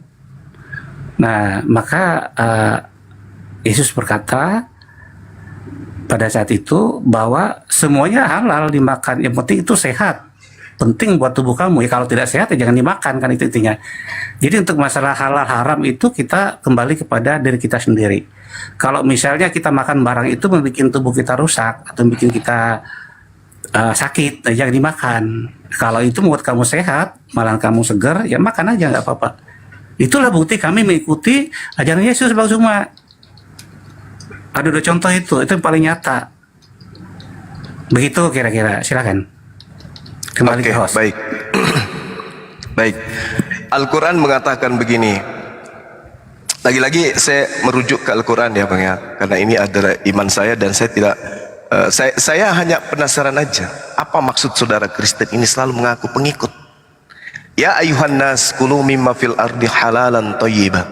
Jadi seruannya kemudian, wahai seluruh manusia, makanlah dari makanan yang halal dan yang baik yang terdapat di bumi. Wala tattabi'u khutuwatis syaitan innahu lakum aduwwum mubin. Janganlah kamu mengikuti langkah-langkah setan. Makanya setiap kemudian nabi, mulai dari Nabi Adam alaihissalam, selalu kisru dengan makanan. Kalau Adam saja jatuh dan dikatakan mewariskan dosa kepada keturunannya hanya karena makan satu makanan yang diharamkan oleh Tuhan kepada dirinya. Saya tidak bisa membayangkan Kristen ini betapa banyak makanan-makanan haram yang kemudian mereka makan. Nah, sekarang kalau saudara mengatakan demikian, kami tidak mengikuti. Itulah yang saya katakan, saudara, bahwa Kristen ini tidak bisa mengasihi Tuhan. Tidak bisa. Karena hukum-hukum Tuhan sudah mereka langgar semuanya. Sedangkan ketika Anda dengan percaya diri, kami lagi tidak makan lagi, tidak diatur lagi oleh perjanjian lama, tidak lagi dan ini. Bung, di dalam imannya orang Yahudi, yang saudara sebutkan perjanjian lama itu justru perjanjian baru mereka. Yeremia 31 nomor 31 sampai 33. Aku akan membuat perjanjian baru dengan Yehuda dan Israel. Coba, perjanjian baru Tuhan ingin buat, yaitu aku akan memasukkan kepada seluruh Bani Israel hukum Taurat ke dalam batin mereka. Jadi haramnya babi dan makanan-makanan yang menjijikkan lainnya itu adalah perjanjian barunya Tuhan dengan Bani Israel. Dalil. Muncul Kristen kemudian mengatakan itu perjanjian lama. Saya percaya kepada Tuhan daripada Kristen. Sekali lagi saya katakan, yang Anda katakan perjanjian lama itu justru perjanjian baru bagi Tuhan. Bagi Kristen itu perjanjian lama, tapi bagi Tuhan justru itu perjanjian baru. Itu yang pertama. Kedua, ketika saudara mengatakan bahwa kami Kristen tidak lagi ini, lah memang karena Tuhan hanya memberi hukum-hukum kepada Bani Israel, bukan kepada Roma. Ingat Bung, agama Anda itu berasal dari Romawi, Katolik yang pertama kali. Nah, sekarang permasalahannya ketika saudara mengatakan tidak lagi menjalankan hukum Torah, di dalam Matius 12 nomor 38, orang-orang Farisi dan ahli Taurat datang kepada Yesus. Coba Anda baca di situ. Apa kata orang Farisi dan orang Yahudi ini, ahli Taurat? Guru, kami ingin melihat satu tanda darimu. Apa jawab Yesus? Kepada mereka Yesus kemudian berkata, angkatan yang jahat. Angkatan jahat. Dan angkatan yang tidak setia ini menuntut suatu tanda. Angkatan tidak setia ini maksudnya orang-orang yang meninggalkan hukum Tuhan, yang adalah perjanjian baru Tuhan, dia tinggalkan. Angkatan jahat dan angkatan tidak setia ini menuntut satu tanda. Tetapi kepada mereka tidak akan diberikan satu tanda selain daripada tanda Yunus. Sebab seperti Yunus tinggal di dalam perut ikan 3 hari 3 malam, demikian juga anak manusia akan tinggal di dalam rahim bumi 3 hari 3 malam. Klop. Yesus mengatakan angkatan tidak setia ini minta satu tanda, angkatan jahat ini meminta satu tanda, dan tidak akan diberikan satu tanda pun selain tanda Yunus bangkit pada hari ketiga. Jadi kalau hari ini Kristen dengan bangganya mereka kemudian menyembah orang yang ada di atas tiang salib karena mati dan bangkit pada hari ketiga, na'udzubillah tsumma na'udzubillah, kemana akal ini harus diumpetin?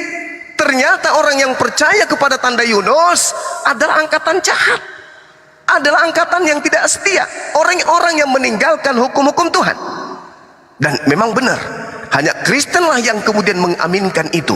Tanda Yunus diaminkan oleh orang Kristen, di mana orang Kristen mengaku bahwa hukum Taurat itu sudah tak berlaku lagi. Yang berlaku adalah hukum kasih yang diajarkan kemudian oleh gereja.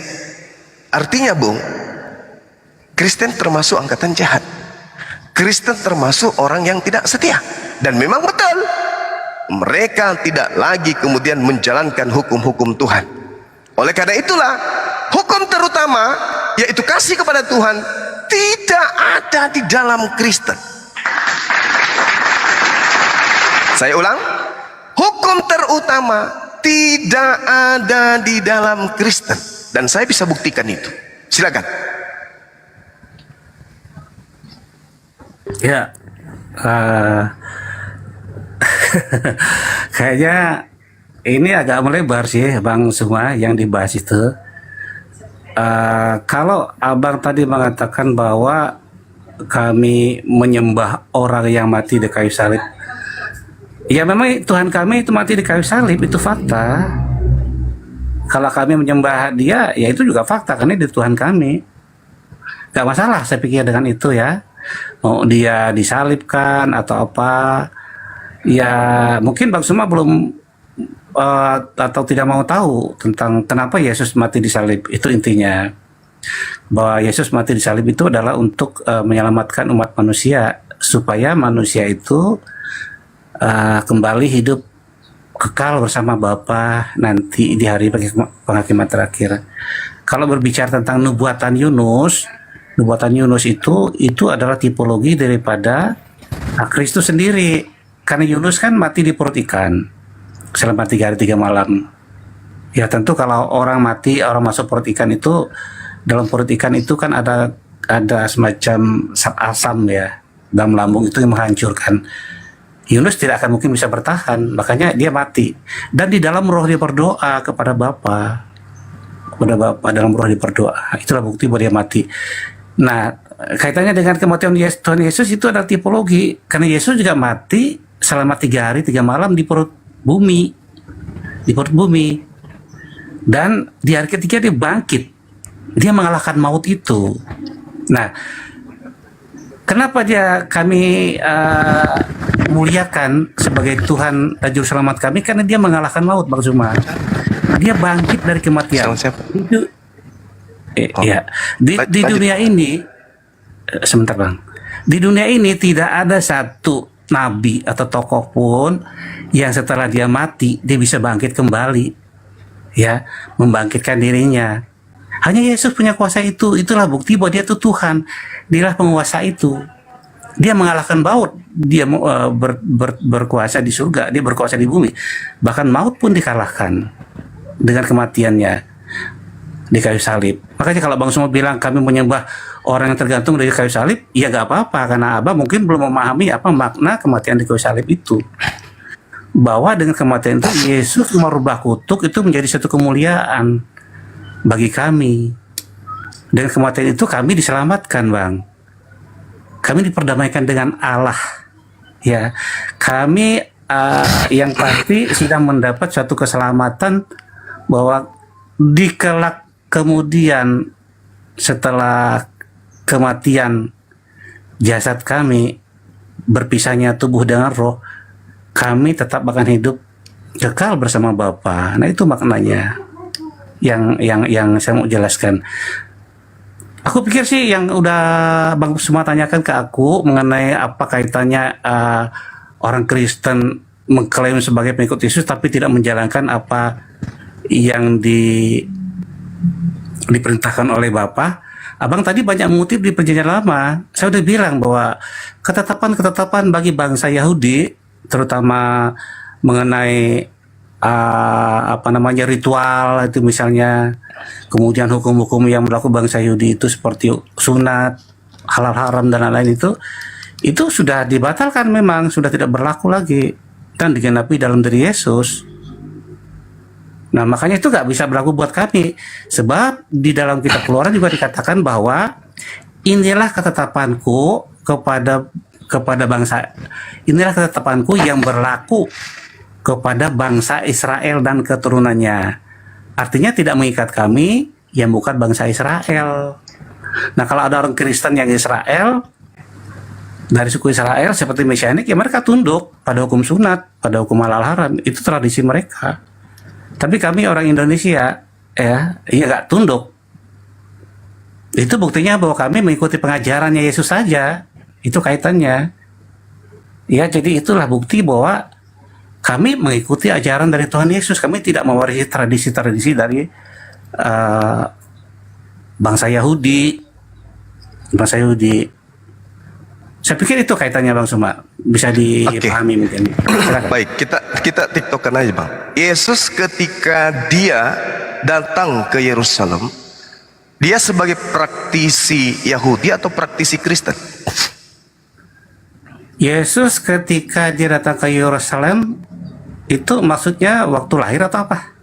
Waktu dia hidup sebagai manusia dia praktisi Yahudi atau praktisi Kristen?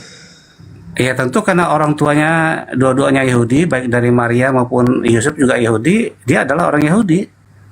Praktis Keturunan bangsa maksudnya Yahudi dari rutinitas keagamaan Yesus itu sebagai Yahudi atau sebagai Kristen?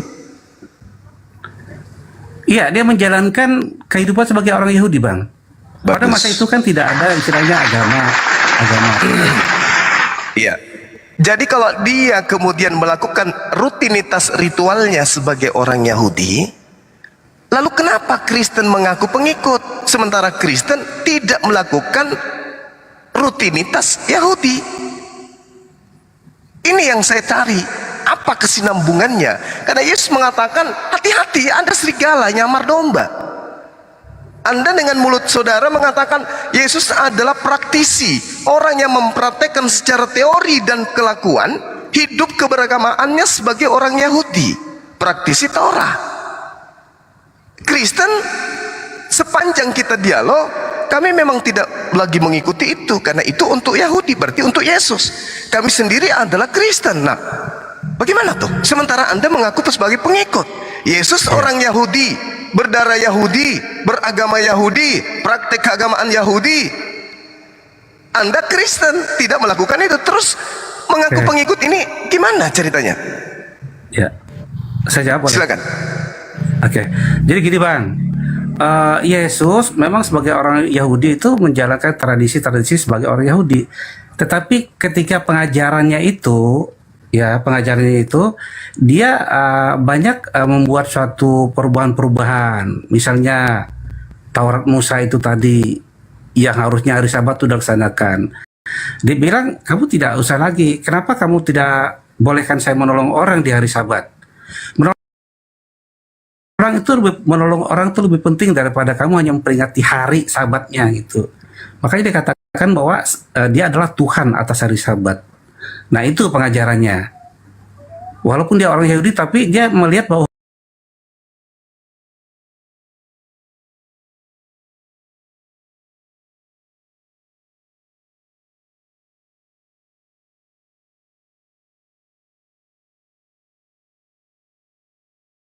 yang menjadi pengikut Kristus, menjadi pengikut Yesus pada masa itu. Kalau orang mengatakan, Yahudi mengatakan bahwa mereka masih menyembah pada Yahweh, berkata, akulah anak Allah itu. Orang benci dengan dia karena dia mengatakan dia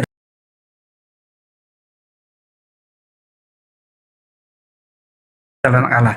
Sebab kalau dia mengatakan akulah anak Allah, berarti dia sama dengan mengatakan akulah Allah itu. Nah, gitu loh Bang. Jadi banyak perubahan-perubahan yang dilakukan oleh Yesus yang walaupun berdarah Yahudi dari kedua orang tuanya, tapi dia membuat suatu pengajaran baru. Tidak lagi terikat kepada hukum-hukum Yahudi, walaupun dia asalnya Yahudi. Makanya dia berkata bahwa seorang nabi itu tidak tidak disukai di tempatnya. Dia akan lebih dihargai di tempat orang lain. Begitu Bang, saya pikir yang bisa saya. Iya, jadi silakan. Gini Bung. Yesus dengan mulutnya loh mengaku, makananku adalah melakukan kehendak Bapa yang mengutus aku dan menyelesaikan pekerjaan itu. Dia menyelesaikan pekerjaan yang Bapa perintahkan kepada dirinya. Belum lagi tadi saya mengatakan dalam Yohanes 14, bagaimana Yesus kemudian menyatakan dirinya dengan sangat jelas di sana, bahwa dia melaksanakan segala apa yang diperintahkan. Yesus tidak pernah diperintahkan untuk membuat hukum baru. Tidak pernah.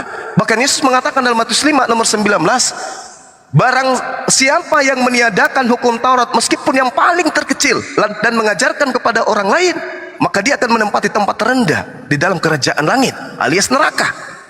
Itu kata Yesus. Bahkan di dalam Lukas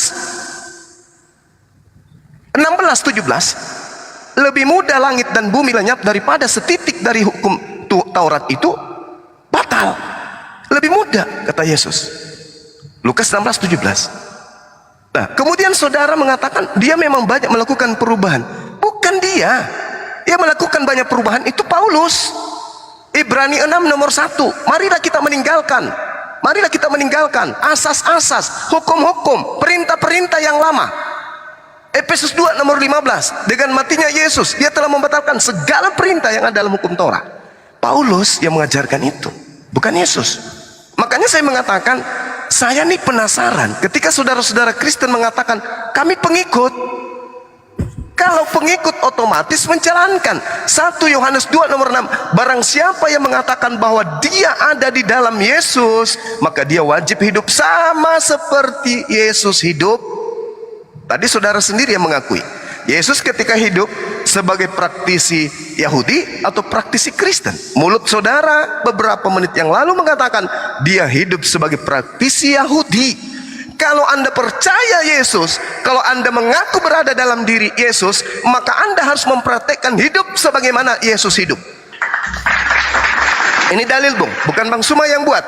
1 Yohanes 2 nomor 6, barang siapa mengatakan bahwa dirinya ada di dalam Yesus, dia wajib, dia nggak main-main. Wajib dalam bahasa Yunani apeilo, sesuatu yang kalau tidak dilakukan berutang. Wajib, harus dilakukan. Kalau tidak berutang, kalau berutang tidak dibayar, dosa, tempatnya neraka. Jadi kalau Anda mengaku Yesus ada di dalam diri Anda atau Anda hidup sebagai pengikut, maka Anda wajib hukumnya hidup sebagaimana Yesus hidup. Dengan demikian, orang-orang Kristen harus berhijrah menjadi Yudaism, tak boleh jadi Kristen, karena Yesus bukan praktisi Kristen.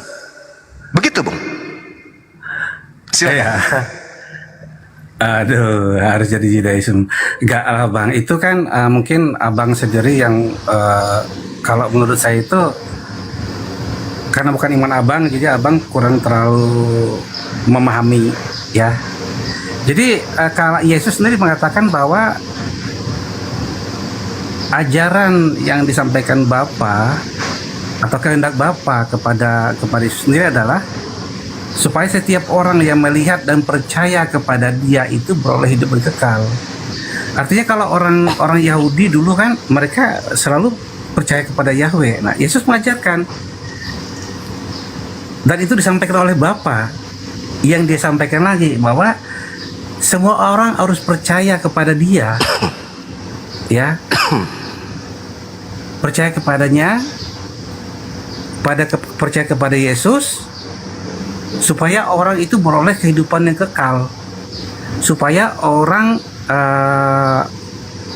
dibangkitkan di akhir zaman.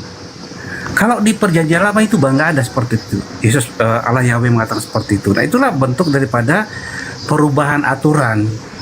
Dan kami percaya kepada Yesus, berarti kami percaya kepada kebangkitan kekal. Kami percaya kepada keselamatan di akhir zaman. Karena kehendak Bapa itu apa sih kepada Tuhan Yesus? Supaya setiap orang percaya kepada Yesus yang dia utus. Percaya kepada perkataan-perkataannya. Percaya kepada pengajaran-pengajaran Yesus. Nah, kalau Yesus mengatakan bahwa jika kamu ikut saya, maka kamu akan dibangkitkan di akhir zaman dan hidup selamat bersama Bapa di surga. Nah, itulah pengajaran yang kami terima. Pengajaran yang kami ikuti dari Tuhan Yesus. Seperti itu Bang. Jadi kalau Abang bilang nggak ada kaitannya gitu, kami harus menjadi seorang Yudaisme, aku pikir sih bukan seperti itulah Bang. Di situ jelas Bapa sudah memberikan kuasa kepada anak, kepada Yesus, dan supaya orang percaya. Yesus mengatakan bahwa apa yang menjadi kehendakku itu adalah kehendak Bapa. Apa itu kehendak Bapa? Supaya orang percaya kepada anak, percaya apa yang dikatakan oleh anak, percaya kepada apa yang dilakukan oleh anak. Sebab yang dilakukan oleh anak itu bukan dari anak itu sendiri, tapi adalah kehendak Bapa itu sendiri. Ya, percaya bahwa setelah kematian ada kebangkitan dan kami akan hidup kekal. Itulah ajaran Yesus juga. Gitu Bang. Di perjanjian lama kita tidak menemukan seperti itu. Itulah makanya kami disebut sebagai pengikut Tuhan Yesus. Gitu Bang Suma, silakan Bang. Oke. Anda belum bisa menyambungkan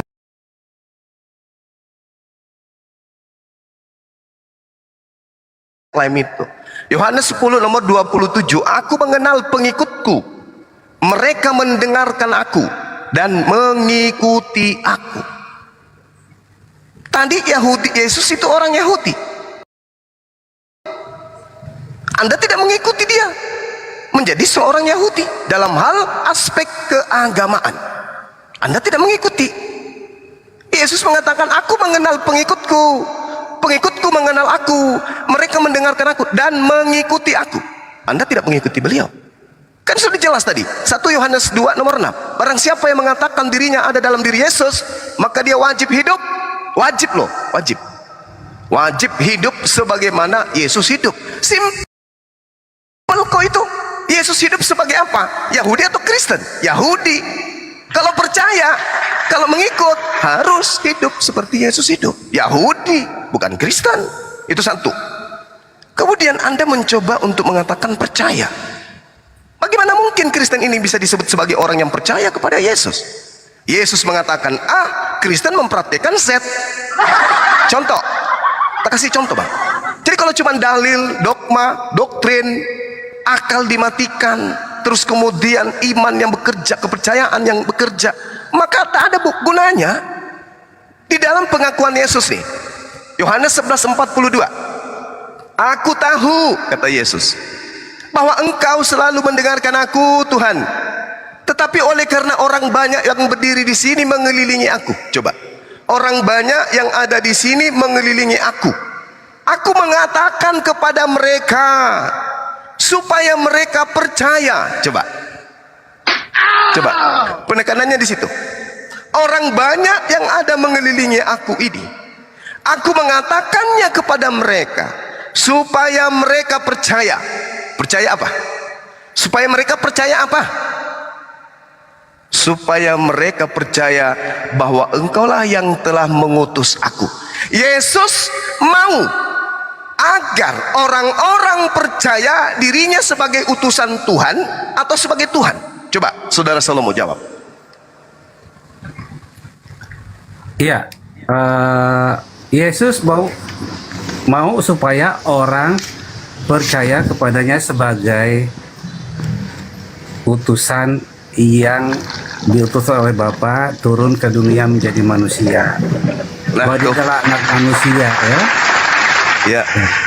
Nah, terus Jadi, kenapa Anda kemudian menuhankan dia kalau Yesus mau dipercaya sebagai utusan? Karena Yesus bilang dia Tuhan dalam Matius 12 ayat 8. Yesus mau dengar. Dengar. Ini Yesus yang mau. Yesus mau supaya mereka. Bang, boleh nggak aku lanjutin dulu ngomong aku tuh baru mau bicara udah dilanjutin. Saya ulang. Yohanes 11:42. Aku tahu bahwa engkau mendengarkan aku, tetapi oleh karena orang banyak yang berdiri di sini mengelilingi aku mengatakannya. Tujuannya aku mengatakan supaya mereka percaya bahwa engkaulah yang telah mengutus aku. Pertanyaan saya, Yesus mau dipercayai sebagai utusan Tuhan atau sebagai Tuhan? Jawab. Konteksnya di situ beda semua. Di situ kan dia mau membangkitkan siapa? Jawab aja. Kan dia utusan. Jawab dia aja. Tuhan, utusan, nabi semuanya. Yesus mau agar orang banyak itu percaya bahwa dirinya utusan Tuhan atau Tuhan. Ya, dalam konteks utusan ini. Tuhan atau tidak? Utusan Tuhan itu dari Tuhan. Tidak ada manusia dari utusan Tuhan itu tidak ada. Udah, diam dulu, ilmu nggak ada. Kalau cuma emosi, gak usah ngomong. Kalau nggak ada ilmu. Bukan emosi. Diam dulu. Biarkan saudara Salomo yang menyelesaikan. Yesus mau agar dipercayai sebagai utusan Tuhan atau sebagai Tuhan? Jawab. Ya, dalam konteks ini Yohanes 10:42 itu Yesus 11:42 mau ya supaya orang percaya bahwa dia adalah utusan dari Allah itu sendiri. Oke. Dia adalah utusan dari surga. Oke. Lalu di mana Yesus? Sabar bang. Lalu di mana Yesus mau agar orang percaya bahwa dia adalah Tuhan itu sendiri? Di mana itu? Tadi saya sudah bilang Matius 12 ayat 8. Kenapa kau tidak mau mendengarkan? Sabar dulu. Saya menambahkan saja. Sabar dulu. Silakan saudara Salomo. Nanti giliran Anda, silakan. Saudara Salomo, di mana Yesus mengatakan agar orang percaya kalau dia adalah Tuhan itu sendiri? Nah, begini Bang. Jadi sebagai utusan Bapa, dia diutus dari keluar dari Bapa. Ada dikatakan di ayat Alkitab bahwa aku keluar dari Allah. Artinya dia keluar itu dia diutus dari Allah turun ke dunia menjadi manusia. Nah, ketika dia dan mau supaya manusia percaya dia utusan. Nah, yang pertanyaan saya, di mana Yesus agar orang percaya dia adalah Tuhan itu sendiri? Itu di mana? Pengakuannya di mana? Matius 12 ayat 8. Anak manusia adalah Tuhan atas hari Sabat. Ini nggak sabar Jangan. banget ya ini orang. Nggak ada di situ, Bang. Matius 8 itu bukan Tuhan di situ. Ada Itu banyak itu ayat di Alkitab. bukan 12 Tuhan. itu, Itu 12 Tuhan. ayat 8. Itu bukan Tuhan, Bang. Tidak Itu ada Tuhan Tuhan. lebih tinggi dari hukum Taurat. Hukum Taurat itu Itu kudus dan Tuhan. suci. Hanya Tuhan Bang. yang lebih tinggi dari hukum Taurat. Oh, tidak bisa. Itu asumsi Anda karena Anda terlanjur Hukum menuhankan Taurat itu anak kudus dan suci. orang. Ada nggak yang kudus dan lebih suci Jadi, dari hukum Bang. Taurat? Tidak ada. Bang, aku selesaiin dulu boleh gak? Udah habis itu aku Yang saya boleh, Bang. minta, mana dalilnya Yesus mau dikenal sebagai Tuhan? Mana? Saya mau bilang saja Matius 12 ayat 8 itu, Bang. Bilang Itu saja. Tuhan di situ kata Kurios, Paman. Oke. Manusia tidak ada yang tinggi dari hukum Taurat. Tidak ada manusia lebih tinggi dari hukum Taurat. Eits. Kecuali Tuhan. Kecuali Tidak, Tuhan baru bisa. dia Tuhan di hari Sabat. Hukum Taurat- hukum Artinya Taurat dia Sabat, hukum pemimpin keempat itu. pada saat upacara Sabat. Udah, nggak ada Itu bukan hubungannya. upacara Sabat, bodoh. Itu memurid-murid memetik gandum pada hari Sabat. Kapan itu? Waduh. Itu memimpin hari Sabat tuh kapan? Lu kalau diskusi yang bener lu. Bego lu. Yang saya minta Yesus mau agar agar orang-orang percaya kalau dirinya itu adalah Tuhan pencipta dan bukan Tuhan untuk hari Sabat. Ya. Tadi kau bilang memimpin pada hari Sabat. Itu kan Iya memang. Dia kan memimpin pada hari Sabat. Yang saya minta ini konteksnya Tuhan, itu Paman. muridnya memetik gandum pada hari Sabat, bukan memimpin pada hari Sabat. Bego. Diberitahu kau ngeyel. Di mana Yesus mengatakan agar manusia percaya kalau dia itu adalah Tuhan pencipta langit dan bumi? Di mana? Matius 12 ayat 8. Kau ngeyel kau. Ini tidak berbicara mengenai Tuhan, ini Tuhan. Lah kalau Tuhan di atas hari Sabat. Hari Sabat itu hukum Taurat. Tidak ada manusia yang lebih tinggi dari hukum Tuhan. Taurat. Tuhan. Tuhan. Wow. Kalau modalnya semua bisa semua. Turunin. Bego kau. Lari babi kau kan, Biarin. lari babi. Bang, sahabat Bang. Tidak apa-apa, tidak masalah. Kau katakan saya bego, tak masalah. Yang penting saya tidak menyembah manusia kayak ente. Jadi saya minta, Bung, data. Yesus datang di tengah-tengah orang banyak, orang Yahudi. Dia mengatakan dirinya apa? Aku mau agar semua orang yang ada di sini percaya bahwa Engkaulah yang telah mengutus aku. Dia mau. Di sini dia melibatkan Tuhannya. Wahai Tuhan. Coba. Wahai Bapak. Bapak sama dengan Tuhan. Amsal 3 nomor 11-12. Aku mau. Ya. Orang yang gini, Bang. mengelilingi aku ini percaya bahwa aku adalah utusanmu. Aku mau. Nah, tadi saudara kita membawa Matius 12:8 tidak nyambung. Ya. Yang dimaksud di sini Yesus mau agar orang percaya dirinya Rasul Tuhan. Aduh. Nah, di mana Yesus mengajarkan agar orang percaya dirinya Tuhan? Itu di mana? Aku boleh ngomong nggak Bang? Silakan. Ya, gini. Jadi kita harus pahami dulu makna daripada kata Tuhan itu sendiri. Di dalam kekristenan Tuhan itu artinya adalah penguasa atau pemilik. Jadi Yesus itu ketika dia diutus ya, ayat tadi kan 10:42 itu mengatakan orang percaya bahwa saya adalah utusan. Betul. Tidak ada menyangkal ayat itu. Ya, tapi juga kita juga melihat makna pengutusan itu seperti apa sih? Diutus itu maksudnya bahwa dia adalah yang keluar dari Bapa itu. Turun ke dunia menjadi manusia. Nah, ketika dia menjadi manusia, dia adalah yang sang firman yang menjadi manusia, maka dia adalah Tuhan atas bumi. Kenapa? Karena berkuasa atas bumi. Sebab gelar Tuhan itu hanya diberikan kepada Yesus. Di Alkitab dikatakan, akulah guru dan Tuhan, ada seperti itu. Dan banyak lain lagi ayat-ayatnya, di mana para rasul menyebut Yesus sebagai Tuhan, seperti itu. Karena makna Tuhan itu adalah penguasa, Bang. Artinya Yesus itu berkuasa. Nah, kelebihannya di sini atau makna kuasa yang lebih luas dalam diri Yesus adalah karena Yesus diberikan kuasa oleh Bapa yang mengutus dia, sehingga dia berkuasa di bumi dan juga di surga. Jadi Bapa sebagai sumber kuasa itu telah mengutus dia untuk menjalankan kehendaknya, untuk berkuasa atas bumi dan surga. Makanya Yesus menyandang gelar Tuhan, predikatnya. Kata Tuhan ini asal katanya dari kata Tuhan memang, tapi karena disesuaikan atau disejajarkan dengan kata Lord dalam bahasa Inggris, lalu Kurios, Yunani, dan Adonai dalam bahasa Ibraninya, itu lebih kepada penguasa yang lebih luas tahapannya. Diselipin kata H menjadi Tuhan. Nah itulah kenapa Yesus adalah Tuhan atas langit dan bumi, atas surga dan bumi. Seperti itu Bang. Jadi kami juga sebagai orang Kristen tidak menyangka bahwa Yesus itu adalah utusan. Tetapi utusannya bagaimana dulu? Utusan dari Bapa. Seperti saya jelaskan tadi. Sebagai sang sumber yang mengutus dia. Segala kuasa itu Bapa sebagai sang sumber adalah sumber daripada kuasa juga.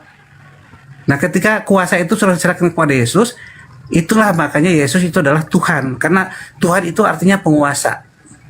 Penguasa di surga dan di bumi.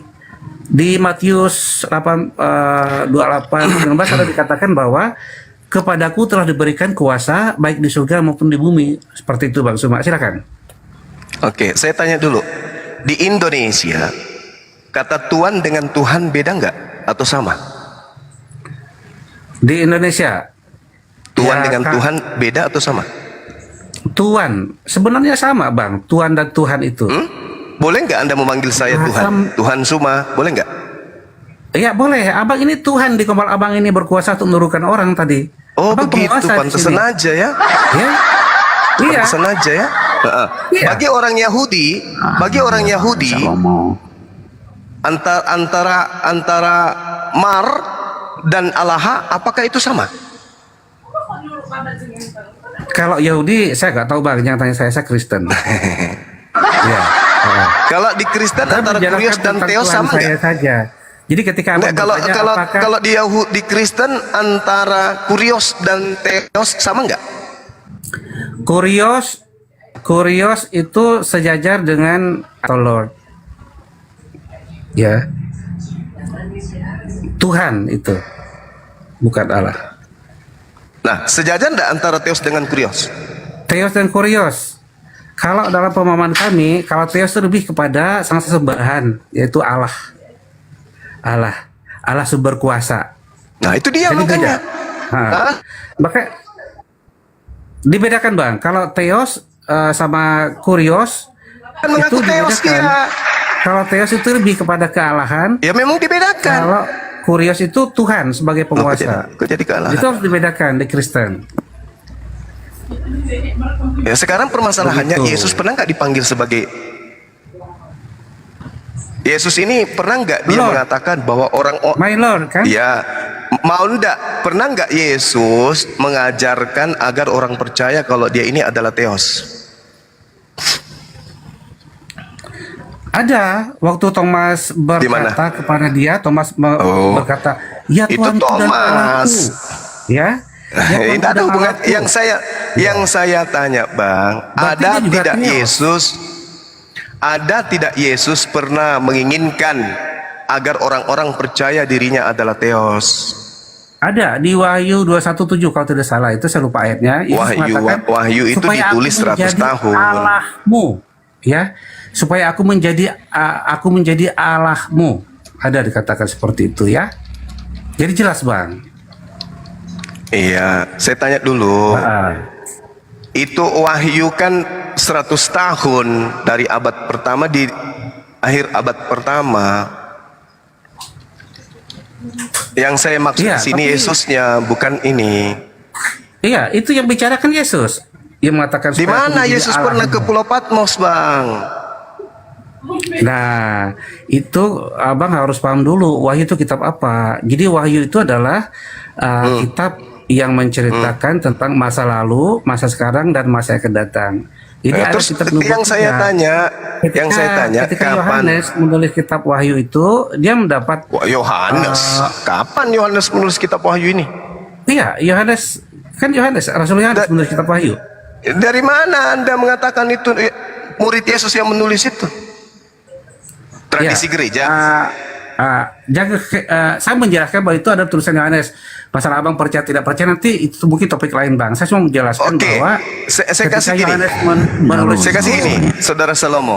Yohanes 17 nomor 8. segala firman yang engkau berikan kepadaku telah aku sampaikan kepada mereka dan mereka telah menerimanya. Itu kapan Yesus katakan itu?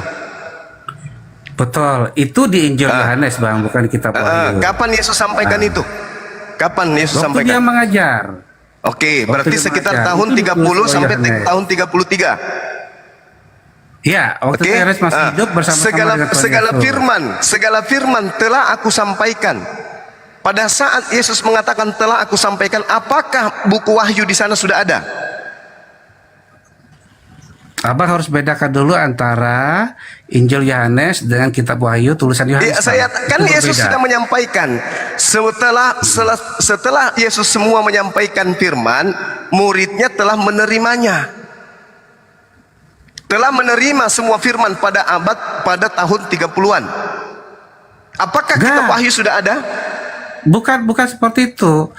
Jadi maksudnya segala firman di situ lebih kepada rema atau remata, kehendak yang ada Iya, dalam sekarang diri Bapa itu. segala firman yang Yesus katakan, yang Yesus ucapkan, telah Yesus sampaikan dan muridnya telah menerima. Pertanyaan saya, apakah isi dari kitab Wahyu juga sudah diterima pada saat itu? Begini Bang, maksud daripada tulisan Injil Yohanes itu ketika mengatakan segala firman yang kau sampaikan kepadaku telah kusampaikan kepada mereka. Ya, di situ Yesus mau mengatakan bahwa apapun yang menjadi kehendak Bapa, apapun yang jadi kehendak Bapa kepada dirinya, dia juga sudah teruskan kepada para murid-murid. Iya, makanya muncul pertanyaan, baptislah mereka dalam nama Bapa dan Putra dan Roh Kudus. Makanya muncul pertanyaan, apakah isi buku Wahyu sudah ada pada saat itu? Wahyu itu ditulis Yohanes itu mungkin di tahun 90-an ya, saya lupa. Iya, betul. Nah, makanya Tahun muncul 90-an. pertanyaan, apakah isi kitab Wahyu sudah ada? Yesus sampaikan pada tahun 30-an. Tahun 30-an. Wahyu belum ada. Belum Kitab ada. Wahyu. Betul, Lalu, belum ada. Lalu dari mana Yang abang bingung penulis apa Wahyu? ini? Dari mana penulis Wahyu mengambil materi-materi itu? Yang abang bingung kan apanya nih? Yang mana? Bukan saya bingung. Saya tidak bingung. Segala firman yang engkau berikan telah aku sampaikan dan mereka telah menerimanya. Nah, itu pertanyaan ya, saya, ya. apakah isi kitab Wahyu sudah diterima pada saat itu? Bang, belum. Firman itu bukan berarti ketika dia berfirman udah nggak berfirman lagi, habis firmannya bukan seperti itu. Telah Ya. aku sampaikan, semua firman telah aku sampaikan dan mereka sudah menerimanya. Iya. Pertanyaan saya, apakah isi buku Wahyu sudah diterima pada saat itu juga? Isi buku Wahyu itu ditulis Yohanes pada tahun 90-an ya. Nah, itu dia makanya yang aku tanya. Ketika Yesus naik ke surga, dia kan mengutus Roh Kudus, Bang. Roh Kudus itu Oh, selalu berarti beda menyertai lagi. para Berarti rasul. masih ada lagi firman. Iya. Bukan. Masih ada lagi firman. Roh Kudus itu adalah roh penghibur. Roh yang Iya, maksudku menjelaskan, berarti masih yang ada lagi membimbing. firman, masih ada lagi firman yang nanti disampaikan oleh Roh Kudus, bukan Yesus yang menyampaikan gitu. Ya. Jadi pemahaman Yohanes itu tentu dibimbing oleh Roh Kudus. Seperti Iya, itu. pertanyaan saya, Bang, segala firman yang engkau berikan telah aku sampaikan dan mereka telah menerima. Apa yang diterima di sini? Apakah isi Wahyu? Bukan seperti itu, Bang Suma. Jadi Pertanyaan ketika saya kan Yesus sederhana, mengatakan Bang. bahwa, Apakah Iya, isi tapi Wahyu atau bukan? ini dua kitab yang berbeda. Jadi kalau abang berarti bukan Wahyu ya? Dengan satu masa yang sama itu nggak bisa masuk, Bang. Iya, berarti Yesus ketika mengajar selama 3 tahun kurang lebih, dia tidak menyentuh isi kitab Wahyu, betul? Iya, Yohanes yang menulis. Yesus tidak pernah menyentuh kitab Wahyu, kan Yohanes yang menulis Wahyu, Bang. Yohanes Iya, menulis maksud kitab saya- Wahyu itu berdasarkan pewahyuan yang dia terima. Berarti di luar dari pengajaran Yesus. Yohanes Di luar itu murid dari- Yesus, Bang. Yohanes itu murid Yesus. Di luar dari pengajaran Yesus, ketika Yesus datang selama kurang lebih 3 tahun memberitakan Injil. Iya, ditulis oleh Yohanes setelah Yesus meninggal. Tetapi itu bukan berarti Yohanes bahwa ini itu penghafal. di luar dari pengajaran Yesus, tidak. Berarti Yesus- Yohanes ini penghafal. Yesus dan Yohanes ini adalah guru dan murid. Iya, berarti Yohanes ini penghafal, Bang. Penghafal maksudnya gimana ya? Ya, Bukan kan Bang, dia Yesus menerima wahyu Bang. Dia menerima makanya disebut sebagai kitab wahyu gitu Bang Suma. tidak. Makanya itu kitab wahyu. Menerima wahyu itu maksudnya kan Yesus datang nih 3 tahun memberitakan Injil. Betul. Ternyata pada saat 3 tahun memberitakan Injil, di situ belum menuliskan tentang isi Bible, isi wahyu.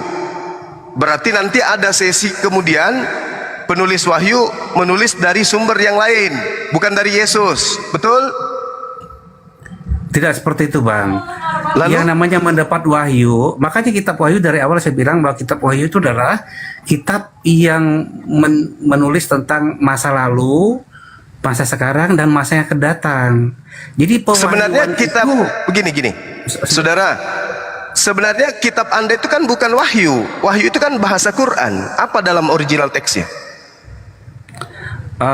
Nanti mulai berbang. Ini aja udah melebar kita sebenarnya. Aku Kalau tadi wahyu menegaskan- kalau wahyu itu kan maknanya ilham dari Tuhan, dari Allah. Apa Quran nih? Ya, tadi kan aku mau jelasin sampai nyebut wahyu itu karena Bang Suma kan menanya di mana Yesus mengaku dirinya sebagai Theos. Iya. Makanya Di saya mana jelaskan Yesus bahwa menyebut wahyu- dirinya Theos, ternyata Anda membawa Wahyu itu data Yesus yang mengatakan, ditulis supaya aku menjadi tahun Allahmu. 90-an. Yang copy paste kan? Yang saya tanya ini kemudian adalah di mana Yesus mengaku bahwa dia adalah harus dipercaya sebagai Theos. Anda membawa data yang tidak pernah Yesus sampaikan. Kan segala firman telah aku sampaikan dan mereka telah percaya dan mereka telah menerima. Nah, mana firman yang Yesus mengatakan orang-orang harus percaya bahwa aku adalah Tuhan? Anda menunjukkan data yang di luar dari pengajaran Yesus. Kan yang saya minta dari Yesus, Bang. Iya, yang berkata di wahyu itu kan Yesus Bang. Yesus yang berkata. Lah, itu kan bahwa klaim saudara. Supaya Itu Yohanes kan klaim menulis. saudara. Bukan saudara, bukan saya. Yohanes menulis. Maka saya tadi membaca kitab Itu kan wahyu. klaim saudara bahwa yang menulis itu Yohanes. Lo kitab wahyu kan tulisan Yohanes Bang. Dari Itu mana begini, Anda Bang. tahu? Kitab-kitab yang sudah di kanon itu dalam Bible itu semuanya kami yakini sebagai firman Tuhan ya, sebagai kitab sejarah, sebagai panduan kami. Jadi semuanya Iya, sudah dipublikasi. iya, Nggak bisa itu- kita dipisah-pisahkan gitu. Iya, itu Apalagi iman itu saudara.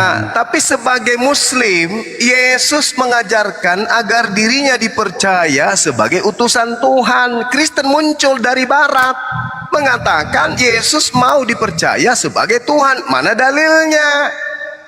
Anda menunjukkan kemudian data yang muncul jauh setelah Yesus, yaitu kitab entah apa namanya, pakai nama Wahyu. Itu loh Bang, yang saya tanya. Yang saya tanyakan pengakuan Yesusnya, tapi Anda justru menunjukkan data-data yang dituliskan oleh orang yang tidak dikenal. Yang saya minta Iya, karena Yesus, Bang. data-data yang disampaikan juga itu adalah bagian dari kitab kami, Bang. Kami percayai itu adalah iman kami. Iya, dan itu Jadi, hak saya untuk membantah. Yang saya minta pengakuan Yesus. Nggak salah kan? Yesus yang mengaku, yang mengatakan Ya, bahwa itu supaya kamu tuduhan Anda. menjadi Allahku. Itu Di tuduhan kitab wahyu itu. Anda berdasarkan iman saudara. Yang saya minta pembuktiannya dari Yesusnya. Selayaknya pengakuan Yesus bahwa dia mengatakan kepada murid-muridnya, kalau dia ini datang untuk dipercayai bahwa dia adalah utusan Tuhan. Pengakuannya kan tadi saya sudah tunjukkan di dalam kitab saudara sendiri, bagaimana Yesus mengatakan bahwa Yesus mengatakan orang yang mengelilingi aku ini, aku mengatakan kepada mereka supaya mereka percaya. Ini tujuan Yesus menyampaikan firman agar orang-orang yang mengelilingi Yesus percaya kalau dia adalah utusan. Nah, Betul, Bang. datanglah Itu kan Kristen sudah dari saya Barat. pakai tadi. Kristen muncul ratusan tahun kemudian mengatakan Yesus ingin dikenal sebagai Tuhan. Saya minta dalilnya pengakuan Yesus. Yang Anda tunjukkan pengakuan penulis wahyu. Bukan begitu Bang, jangan dipelintir Bang. Ketika abang bertanya apakah ada pengakuan Yesus bahwa dia Tuhan, saya udah jelasin tadi panjang Itu lebar. bukan pengakuan Yesus, saudara. Itu pengakuan pengarang kitab Anda. Ya kalau abang bilang itu pengarang kitab, ya gak masalah sih, itulah iman kami yang saya sampaikan. Saya tanya, Yesus Intinya apa menyampaikan, yang Bang Suma tanyakan aku udah jawab secara ya, Alkitabiah. tapi yang saya minta pengakuan Yesus kan? Iya.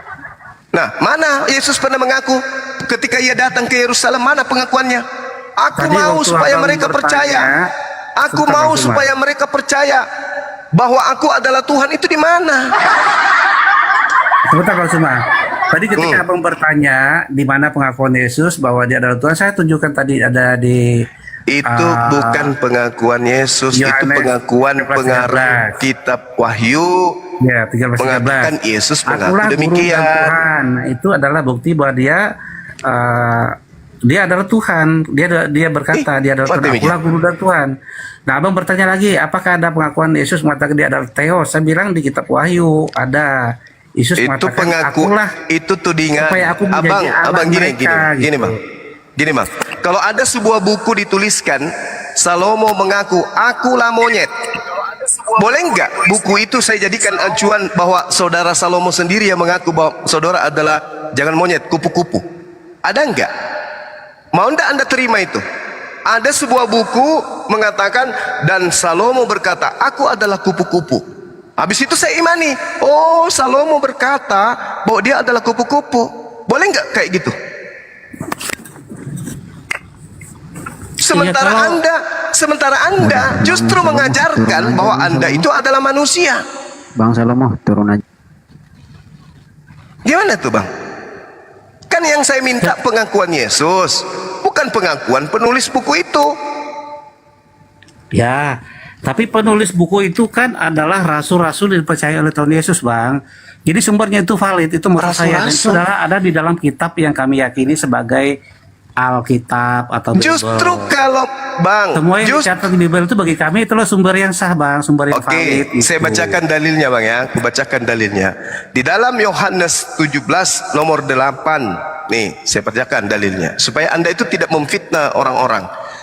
Sebab segala firman yang engkau sampaikan kepadaku telah kusampaikan kepada mereka. Mereka di sini termasuk Yohanes tidak?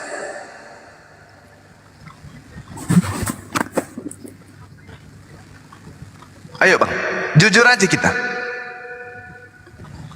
Ya, semua yang hadir di situ kan, semua yang termasuk ada di situ Yohanes pada tidak? saat itu. Termasuk Yohanes tidak?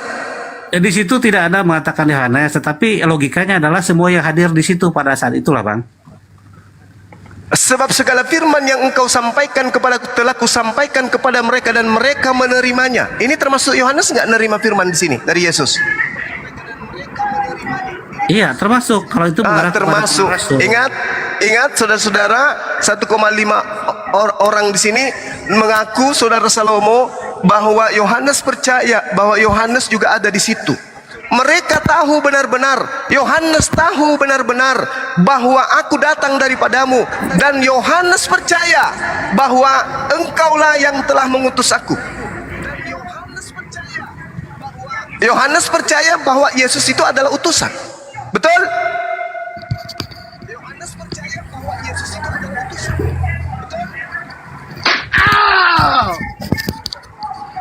Kenapa muncul tulisan mengaku Yohanes Yesus itu adalah Tuhan? Bang? Ya, kalau Bang Suma lihat dari konteks ayat itu ya seperti itu, nggak bisa Nah, memang begitu, Bang. Memang begitu.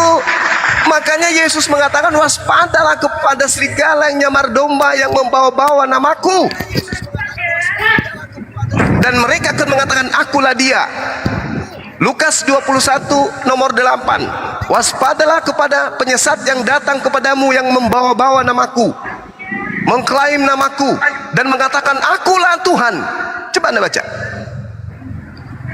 Di mana Jadi kalau tertulis yang itu? abang, Di mana yang abang tertulis? bingungkan Lukas 21 nomor 8. Yang abang bingungkan apa itu? Saya udah jelasin kok. Saya tidak pernah bingung. Saya cuma ingin penjelasan. Kristen ini kenapa mengaku pengikut? Sementara Yesus itu adalah orang Yahudi, praktisi Yahudi, beragama Yahudi, berkepercayaan Yahudi, beraliran Yahudi. Kitabnya adalah kitab Tanakh, Taurat, Nevi'im, Ketubim. Tidak pernah mengkitabkan kitab Paulus, Lukas, Markus, Matius, Yohanes, Roma. Tidak pernah Yesus menyentuh buku-buku itu. Tidak pernah. Kalau balik ke topik itu lagi, Bang, udah aku jawab tadi panjang lebar loh, udah 2 kali ngulang ke situ. Apa? Mana buktinya bahwa Anda pengikut? Justru Anda mengakui bahwa Yesus Yahudi, Anda bukan Kristen dia. Nah, Anda Kristen, bagaimana Anda bisa menyambungkan kemudian? Anda mengatakan Yesus banyak ini. Mana buktinya? Yesus mengatakan lebih mudah langit dan bumi lenyap daripada setitik dari hukum Taurat itu batal. Apa? Hukum Taurat mana yang dibatalkan? Semua. Baca Efesus 2 nomor 15. Dengan matinya Yesus di atas. Efesus 2 nomor 15, coba Anda baca. Taurat itu hanya 10, Bang Cuma. Enggak ada yang dibatalkan. Yang lain itu enggak, cuma jangan membangun narasi yang bersifat Coba Anda baca provokatif. Efesus 2 nomor 15, Bang. Coba bacakan saya. Anda yang baca, jangan saya. Efesus berapa? 2 nomor 15. 2 ayat 15. Iya. Yes. Oke. Udah. Sebab dengan matinya sebagai manusia, ia telah membatalkan hukum Taurat dengan segala perintah dan ketentuannya untuk menciptakan keduanya. Dah menjadi satu. Manusia baru di dalam dirinya. Dengan itu mengadakan damai sejahtera. Gimana tuh? Oke. Apa tuh? Segala perintah di dalamnya dan ketentuannya dihapuskan. Apa tuh? Sebenarnya ngomong apa? Sebenarnya mau ngomong apa, Bang Juma ini sebenarnya sedang coba mengendalikan pikiran kita ini seolah-olah hukum Taurat yang saya mencoba untuk mewaraskan Anda. Ini Efesus 2 maksudnya apa? Justru ini Efesus 2 maksudnya apa, Bang? Efesus 2 nomor 15 ini maksudnya apa? Ingat, dengar ya. Ini pemahaman Rasul Paulus bahwasanya kita orang yang percaya kepada Yesus, yang mengikuti ajaran Injil, tidak lagi kita berpaku kepada hukum Taurat, karena hukum Taurat itu telah digenapi terima kasih Yesus. Gitu loh. Anda sudah mengakui. Anda sudah mengakui. Apalagi? Bukan membatalkan di sini artinya menghilangkan, justru menyempurnakan hukum itu. Karena Anda harus paham juga. Yang itu justru Anda. Karena kenapa? Anda sedang coba menyetir yang bukan keyakinan Anda sesuai dengan sekarang begini, Anda sendiri. Sekarang begini, saudara, gitu gini, pendek-pendek aja, Bang. Gini, pendek-pendek aja. Juma. Apa yang Anda katakan itu bersifat tafsir. Jangan cuma ngomong begitu, Bang. Anda ini kan orang tak berakal, tapi berpercaya aja, modal percaya. Saya tanya Efesus 2 nomor 15 ini, sebab dengan matinya Yesus, tunggu gantian kita. Sebab dengan matinya Yesus, dia telah membatalkan hukum Taurat dengan Gak usah emosi, Bang, santai aja, Bang. Iya, santai aja. Dengan segala perintah dan ketentuannya. Ini maksudnya apa? Udah. Masih ada enggak perintah dan ketentuan yang tidak dibatalkan Yesus? Saya mau tanya, apa yang dibatalkan Yesus, Juma? Semua perintah. Tanya, yang dibatalkan oleh Yesus apa? Semua perintah dan ketentuan yang ada di dalam hukum Taurat. Tunggu. Apa yang dibatalkan oleh Yesus? Coba sebutkan. Saya sudah jawab. Dari semua yang Anda katakan itu. Dari semua yang Anda katakan, Anda kan sedang membahas surat Rasul Paulus. Anda mengutip satu ayat ini saja. Sekarang menurut Anda apa yang dibatalkan oleh Yesus? Menurut otak Anda sendiri apa? Ini Efesus 2. Loh, Efesus. Ini surat Rasul Paulus. Sekarang kita coba pakai logika. Lupakan dulu surat Rasul Paulus. Nggak bisa. Ini yang mengatakan. Apa yang Anda katakan? Apa yang Anda ketahui? Apa yang dibatalkan oleh Yesus? Coba sebutkan. Menurut Paulus, dengan matinya Yesus, dia telah membatalkan hukum Taurat dengan segala perintah dan ketentuan yang ada di dalam hukum Taurat. Gitu aja kok repot. Dalam 5 Tanak itu, dalam Tanak, saudara tahu hukum Taurat Itu 10 di dalamnya ada 10 perintah. Di dalamnya ada namanya hukum adat. Di dalamnya ada hukum-hukum negara. Bapak-bapak jurus gereja muncul. Ini tidak dipisah-pisahkan seremonial, tak ada. Ini segala perintah, segala ketentuan di dalamnya buatwal. Banyak cerita. Malu kan? Bantu jelasin boleh nggak? Malu kan kalian? Bukan. Malu Makanya kan? Juma jangan setir dong. Jangan setir agak sesuai keinginan Anda sendiri. Ini apa Anda ini? pahami. Ini apa ini? Saya tanya dulu Anda. Dia membatalkan hukum Taurat dengan segala perintah dan ketentuannya. Itu maksudnya apa? Oke, kalau Anda mengatakan itu, kita harus pakai rujukan juga, Bang Juma. Pakai rujukan Juma. Ada rujukan di sana, ada sidang rasul-rasul. Yang di sana adalah yang tidak memberatkan masalah. Contoh, kok bukan para Anda yang sedang mempelintir ayat ini sesuai dengan pembenaran agama Anda. Kitabmu sendiri yang mengatakan itu, Bung. Kok jadi saya yang tertuduh? Aneh Anda ini. Betul, tertulis itu seperti itu, tapi pemahamannya bukan seperti yang ada di isi kepalamu. Berarti Anda mentafsirkan seenak perut Anda, kan Anda malu. Justru Anda yang mentafsirkan seenak perut saya Anda. tidak mentafsirkan gitu segala perintah dan ketentuan yang ada di dalamnya buatwal.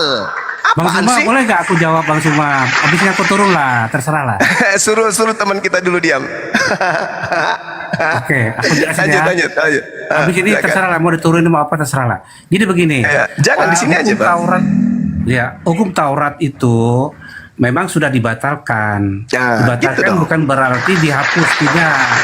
Ya. Iya, tapi Jadi yang dibatal tuh dipelototin yang aja, mana? diliatin. Yang dibatal tuh yang mana? Yang dibatalkan adalah hukum Taurat yang bersifat seremonial dan yudisial. Asumsi Seperti apa? gereja lagi. Seperti apa? Asumsi Enggak, lagi ini ya apa? bangku ini. Ya. Seperti apa yang yudisial? Misalnya kalau orang mau mencuri tangannya dipotong. Kalau orang Dipilih-pilih, yang dipilih-pilih yang bagus-bagus. Gitu. Terus yang seremonial seperti apa? Perpuluhan tidak dihapus.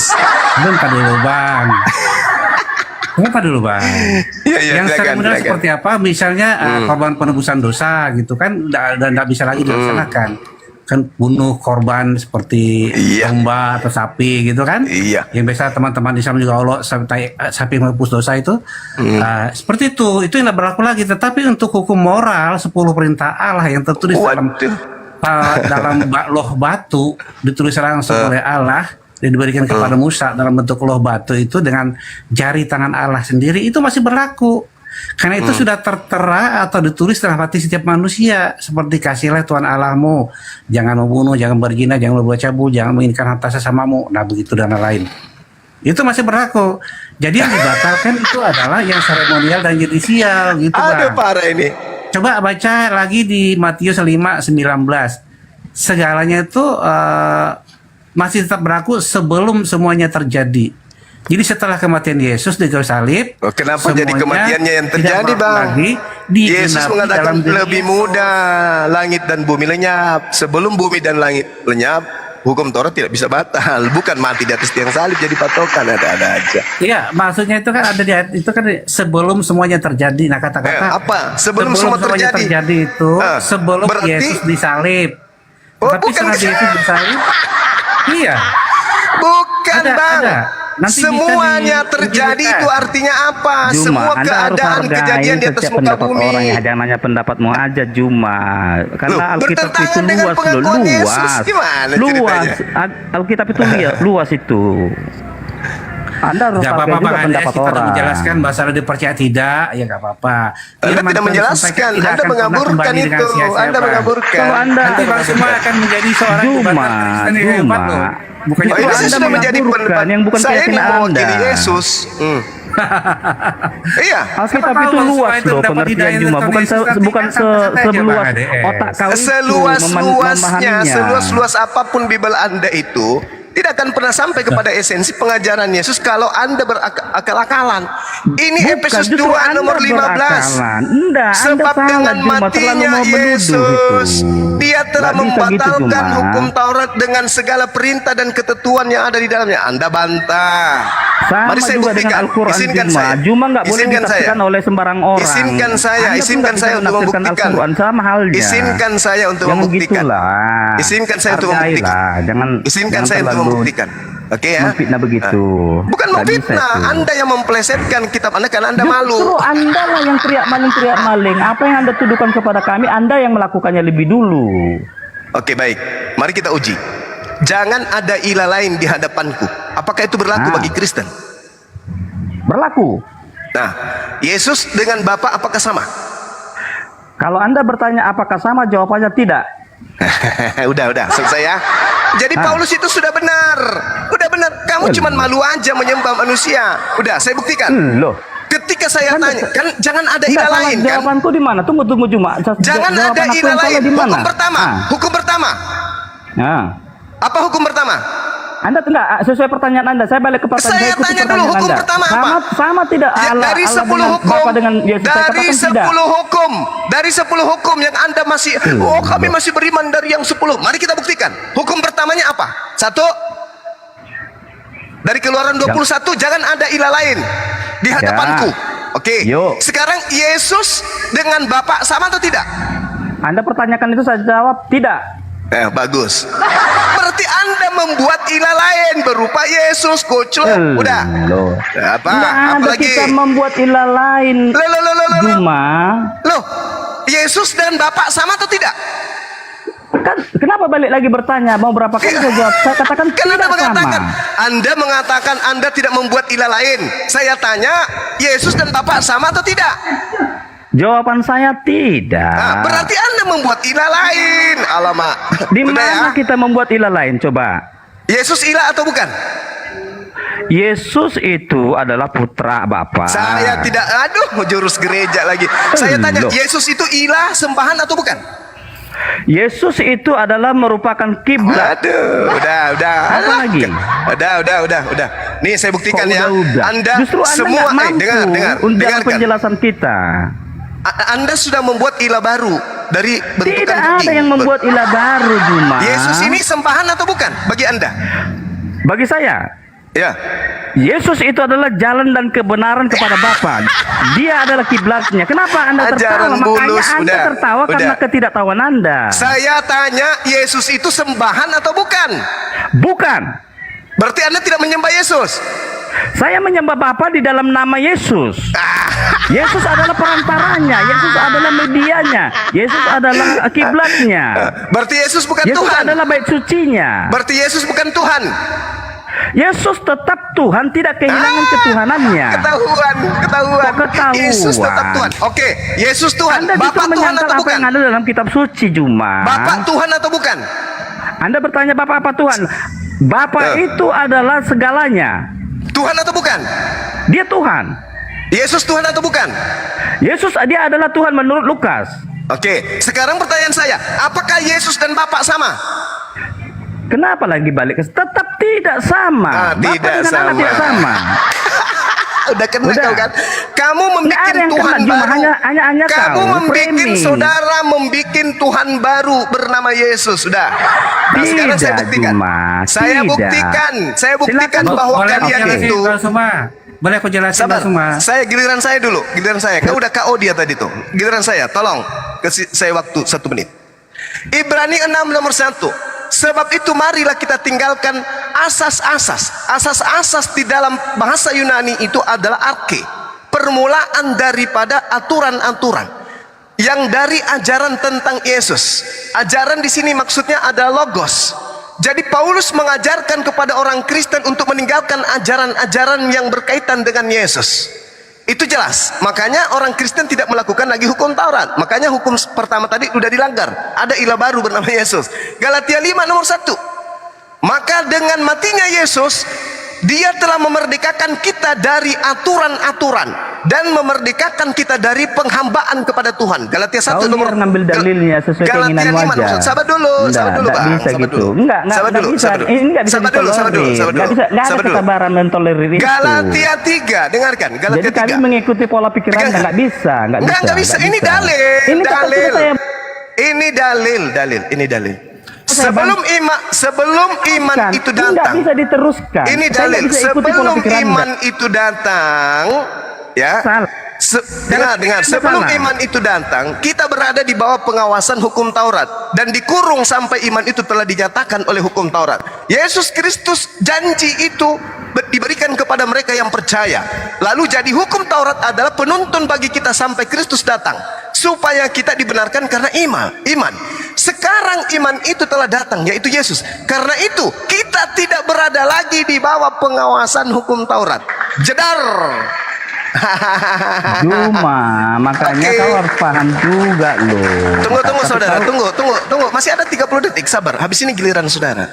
Dahulu aku hidup di bawah hukum Taurat, akan tetapi sesudah perintah itu datang, dosa mulai hidup. Sebaliknya aku mati, dan perintah yang seharusnya membawa kepada hidup ternyata bagiku justru membawa kematian. Roma 7 nomor 9. Sedikit lagi, Filipi 3. Sekalipun aku juga adalah alasan untuk menaruh percaya hal-hal lahiriah. Jika ada orang lain menyangka dapat menaruh percaya kepada hal lahiriah, aku lebih lagi. Disunat pada hari ke-8 dari bangsa Israel, dari suku Benyamin, orang Ibrani asli, tentang pendirianku dan melalui hukum Taurat orang Farisi, tentang kegiatan aku menganiaya jemaat, tentang kebenaran dalam mentaati hukum Taurat, tidak bercacat aku ini.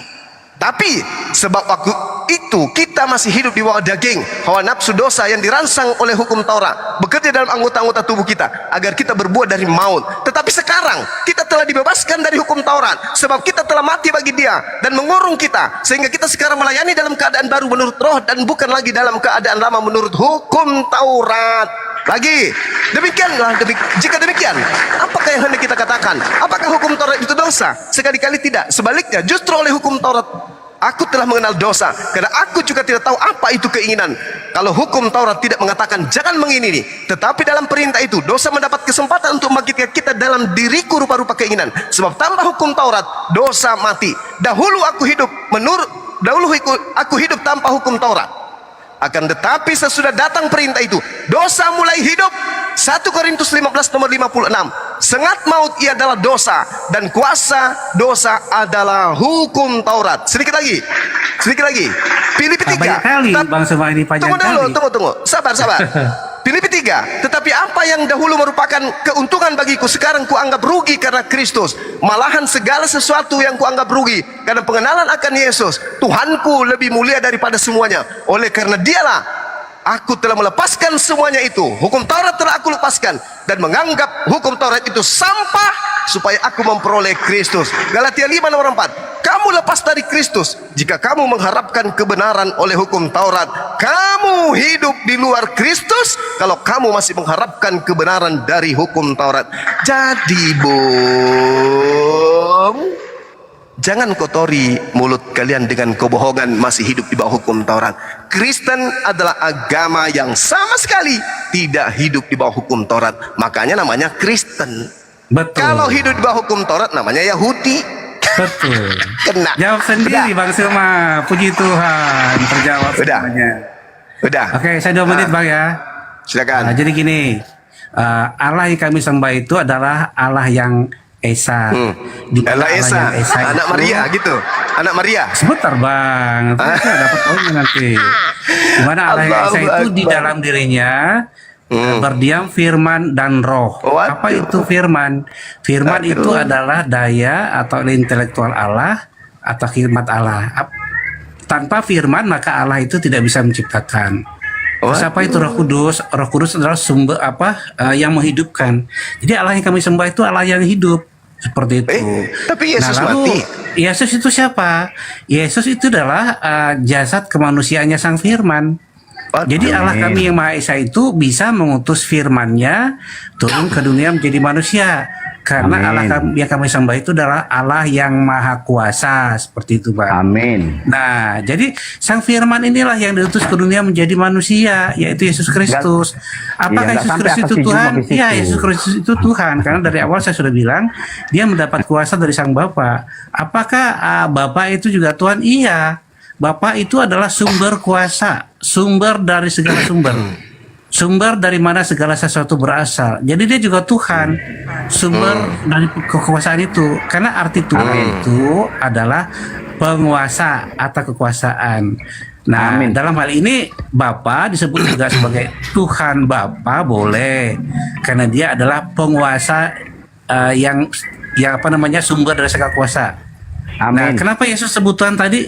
Yesus itu telah diberikan kuasa oleh Bapa. Jadi segala kepenuhan, segala karya Bapa itu telah diserahkan kepada Yesus sebagai anak. Yesus inilah yang menjalankan Sehingga dia kuasa menjadi itu, ilah Bang. baru. Bukan. Yesus inilah yang menjadikan Apa pula Yesus bukan? inilah yang menjalankan segala kuasa yang di apa ya namanya yang dimiliki Sehingga oleh dia menjadi Bapa ilah itu. baru. Jangan dulu Cuma Bang. tenang dong, cuma tenang Yang dong. aku Tadi mau dipotong cuma hilang tenang. Bang, nggak bisa ngomong aku. Cuma tenang dong. Yesus itulah yang menjadi pelaksana lah katakanlah ya. Kuasa itu Buru lah yang dia, menjalankan pesuruh, kuasa itu office boy. yang telah diserahkan oleh Bapa sesuai dengan kehendak Bapa. Jadi tadi ya bagus. mengatakan di apa namanya Yohanes berapa tadi ya 10:42 ya. Dia sebagai utusan benar itu karena apapun yang menjadi Terus kenapa kehendak dihilangkan? Bapa Kenapa itu- dihilangkan kalau gitu? Kenapa dihilangkan? Sebentar bang. Tadi abang Cuma banyak tenang loh, dong, potong cuma tenang Bang. dong. Tenang kali Cuma pun, tenang. cuman geli aja dengarnya. Enggak. Cuma tenang. Kan Hebat tadi lu, tenang Tenang kok. kali pun, tenang kali. Jadi jangan kalau abang dijawab tadi mengatakan dulu. bahwa dia adalah utusan betul, kami juga Ya, membantah. kenapa dihilangkan kalau gitu? Apalagi dalam konteks itu dia sebagai utusan. Tapi utusan yang bagaimana dulu? Jadi sang makanya firman dihilangkan itu karena dia utusan luar biasa diutus gitu. Keluar dari Bapa menjadi manusia sehingga apapun yang dilakukan oleh anak atas sang firman itu di dunia ini adalah sesuai dengan kehendak Bapa. Kenapa begitu? Sebab Bapa dan anak itu satu kehendak. Bapa dan anak itu nggak bisa dipisahkan. Baik Bapa maupun Betul anak itu sekali. adalah hakikatnya adalah Allah seperti itu bang. Oke, saya bantah ya. Jadi Saya kami bantah, tidak dengarkan baik. menciptakan Allah baru. Dengarkan baik-baik. Karena Dengarkan Yesus baik-baik. juga Kami nggak adalah butuh Allah. bantahanmu jauh cuma kami nggak butuh bantahanmu. Yohanes Dengarkan, dikatakan, dengarkan "Ya baik-baik. Tuhanku." Sebentar bang. Dengarkan baik-baik. Ya Tuhanku dan Allahku kata Yohanes. Berarti dia Dengarkan baik-baik, satu dengarkan. peneguhan. Sebentar dulu bang, kan belum selesai 2 menit. Ada Cuma satu bukan nabi, nggak peneguhan perlu bahwa Yesus itu didengarkan. adalah Cuma nggak perlu. Tuhan dan Nah, Allah. Anda bukan nabi. Sebentar bang HDS. Karena dia adalah memiliki dua natur. Berarti Paulus nabi ya? Sebagai manusia, dia sepenuhnya manusia. Sebagai Allah, dia juga sepenuhnya Allah. Nah, jadi kalau abang mengatakan atau memframing bahwa kami menciptakan Allah baru, tidak, karena Yesus itu sendiri adalah Allah itu. Oke, Dia adalah baik. Tuhan dan Allah Oke. satu Oke, baik. seperti itu. Oke. Nggak bisa dipisahkan dari Bapa. Mereka selalu Oke. bersama-sama, tetapi Yesus Oke. bukan Bapa. Seperti itu Bang Zuma. Lanjut. Pada saat nabi-nabi Yahudi diperintahkan beribadah dengan instrumen syariat, hukum-hukum, ketetapan, ketentuan, apakah mereka menghilangkan Yesus? Jawab. Jawab. Gimana? Pada saat Nabi Musa datang, Daud, Salomo, Yesus itu sendiri, apakah orang Yahudi menghilangkan Yesus? Jawab. Pada masa nabi-nabi itu nama Yesus belum dinyatakan, Bang. Saya bukan nama, yang saya tanya Yesus, manusia Yesus. Apakah mereka menghilangkan manusia Yesus? Tidak. Tidak. Iya. Apakah ada perintah di antara mereka yang mereka terima untuk menghilangkan anak manusia? Tidak ada, justru mereka Tidak ada, kedatangan Yesus. tidak ada. Kenapa tidak ada? Karena ilahnya cuma satu, betul? Iya, hanya Yesus ilahnya. Bahkan tidak ada ilah lain. Jangan bang, jangan stres dulu bang, jangan gila dulu. Please, sehat dulu dong. Kok Yesus ilahnya? Gimana ceritanya? Ya tadi kan aku udah bilang, Yesus adalah Tuhan dan Allah, Bang. Nah itu iman Kristen. Yang saya tanya iman Musa, imannya Musa. Ketika mereka Kalau menghilangkan iman Musa, hakikat. pada zaman Musa itu nama Yesus ya belum ada, Bang. Bukan cuma nama. Yang saya tanya pada zaman Musa itu, apakah Yesus ini sudah ada?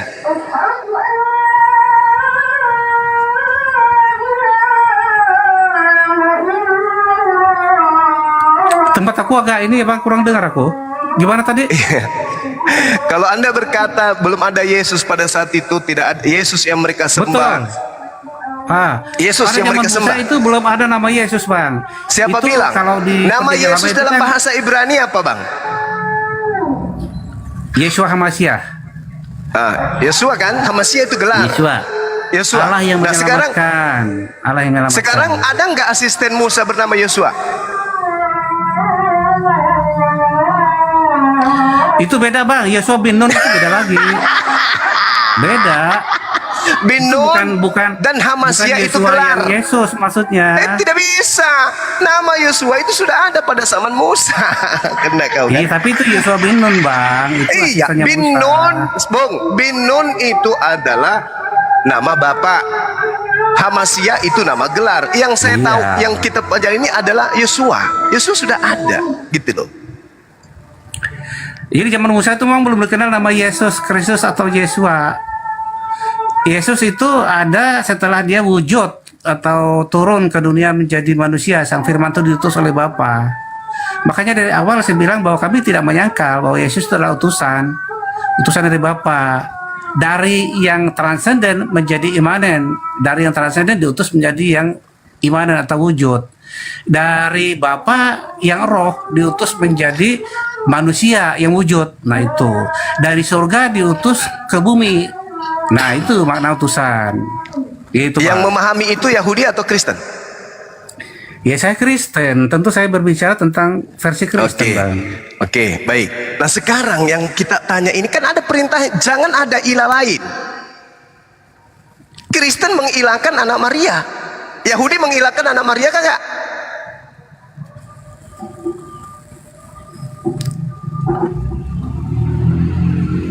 Yahudi yang Kristen tentulah yang Mesianik. Iya. Mesianik itu baru tadi pagi, Pak. Yang saya tanya di sini, Kan abang tanya Yahudi yang mana yang saya dulu? tanya di sini adalah Yesus ketika datang di tengah-tengah Yahudi, Yahudi menghilangkan Yesus kagak?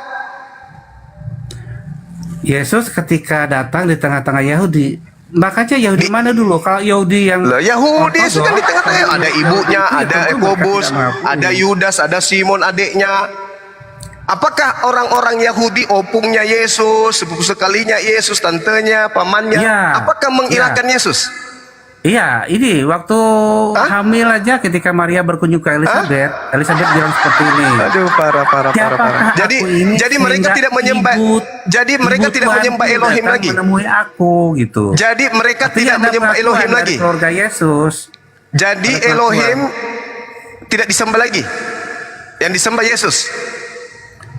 Iya, kami menyembah Yesus, menyembah Bapa dan Bukan menyembah Anda Yesus. yang saya tanya. Kalau Anda kan memang ajaran Roma. Yang saya tanya Yahudi.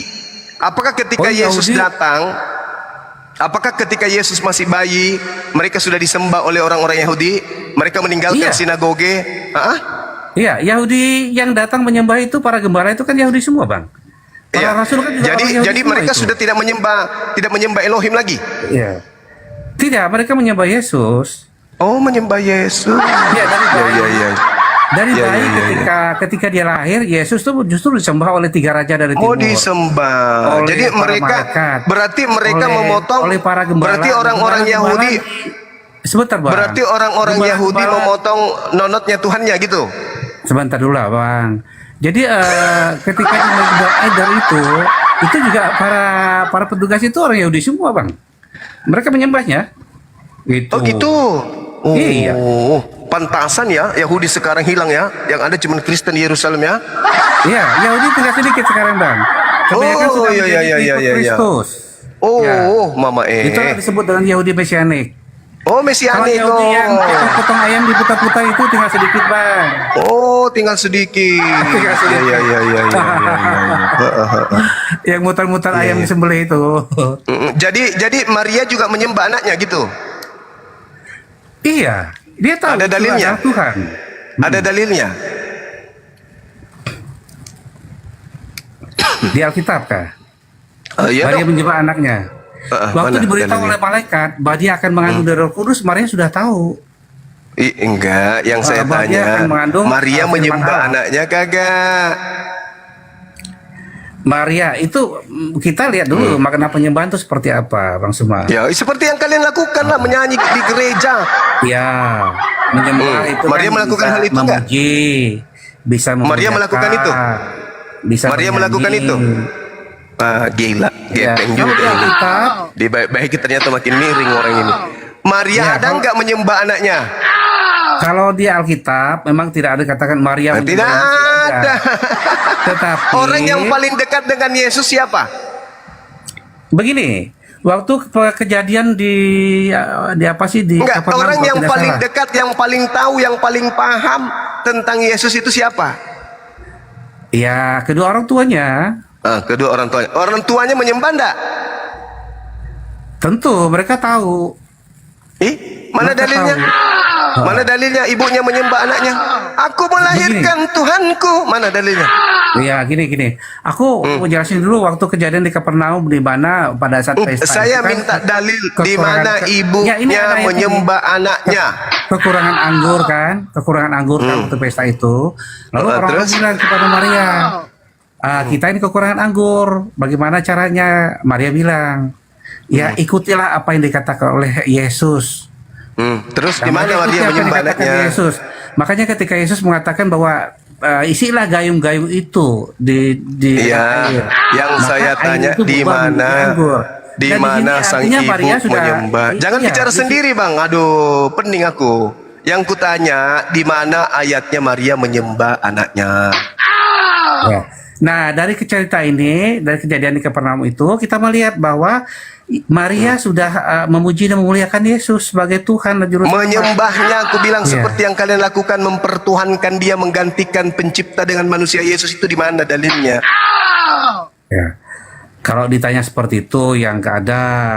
Nggak Tapi ada. kalau kita baca Dah, selesai kita ya. Alkitab secara keseluruhan. Oke, teman-teman, silakan diambil alih kelasnya. Kita bisa gitu. Tugas saya sudah selesai. Kan ada makna Orang yang paling tersurat dekat dan yang tersirat. Orang yang gitu, paling Bang. dekat dengan Yesus adalah ibunya, dan ternyata ibunya pun tidak ada pernah menyembah Yesus.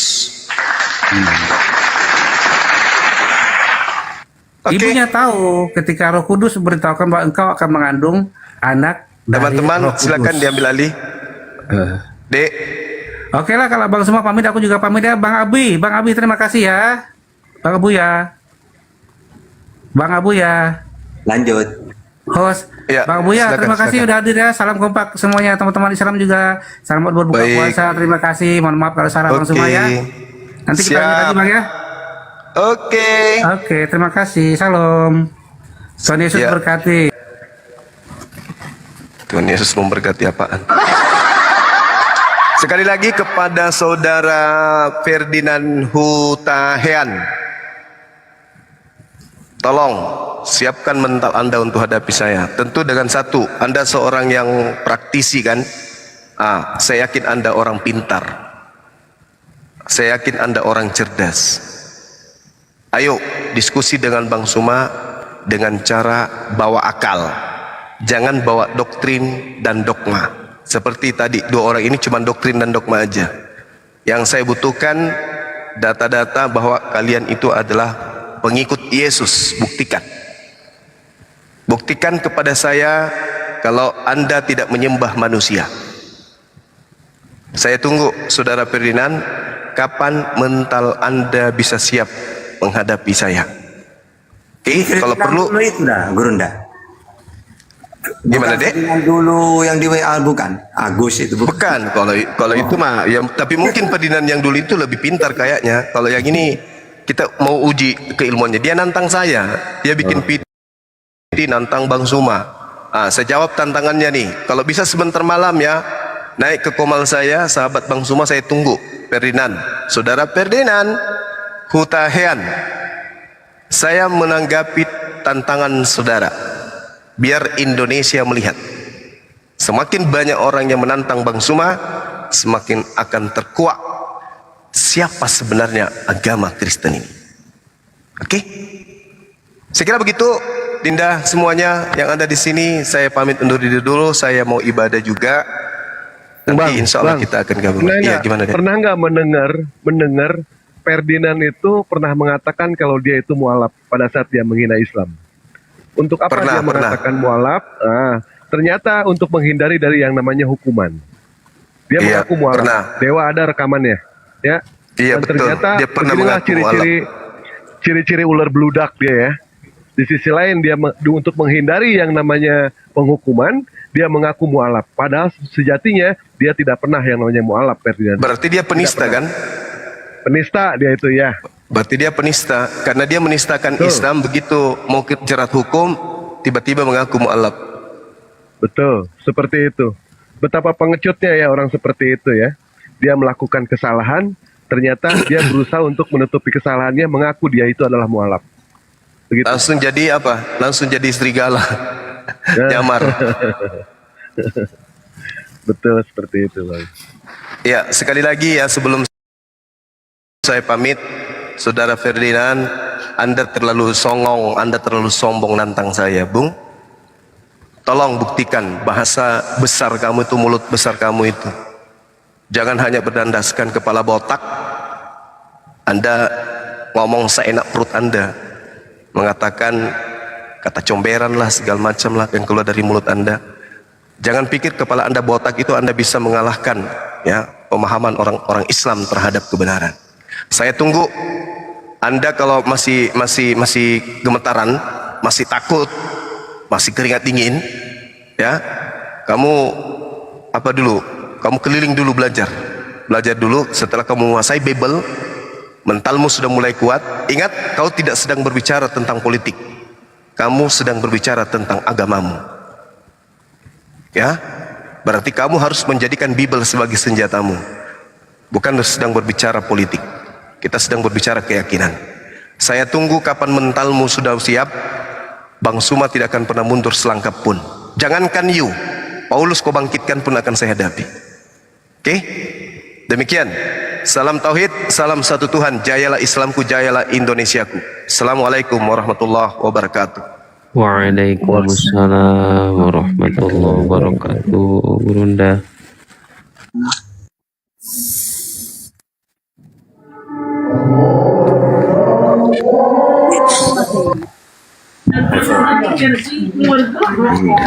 Rudi nantang secara live langsung tetap muka, kok cuma anda berani.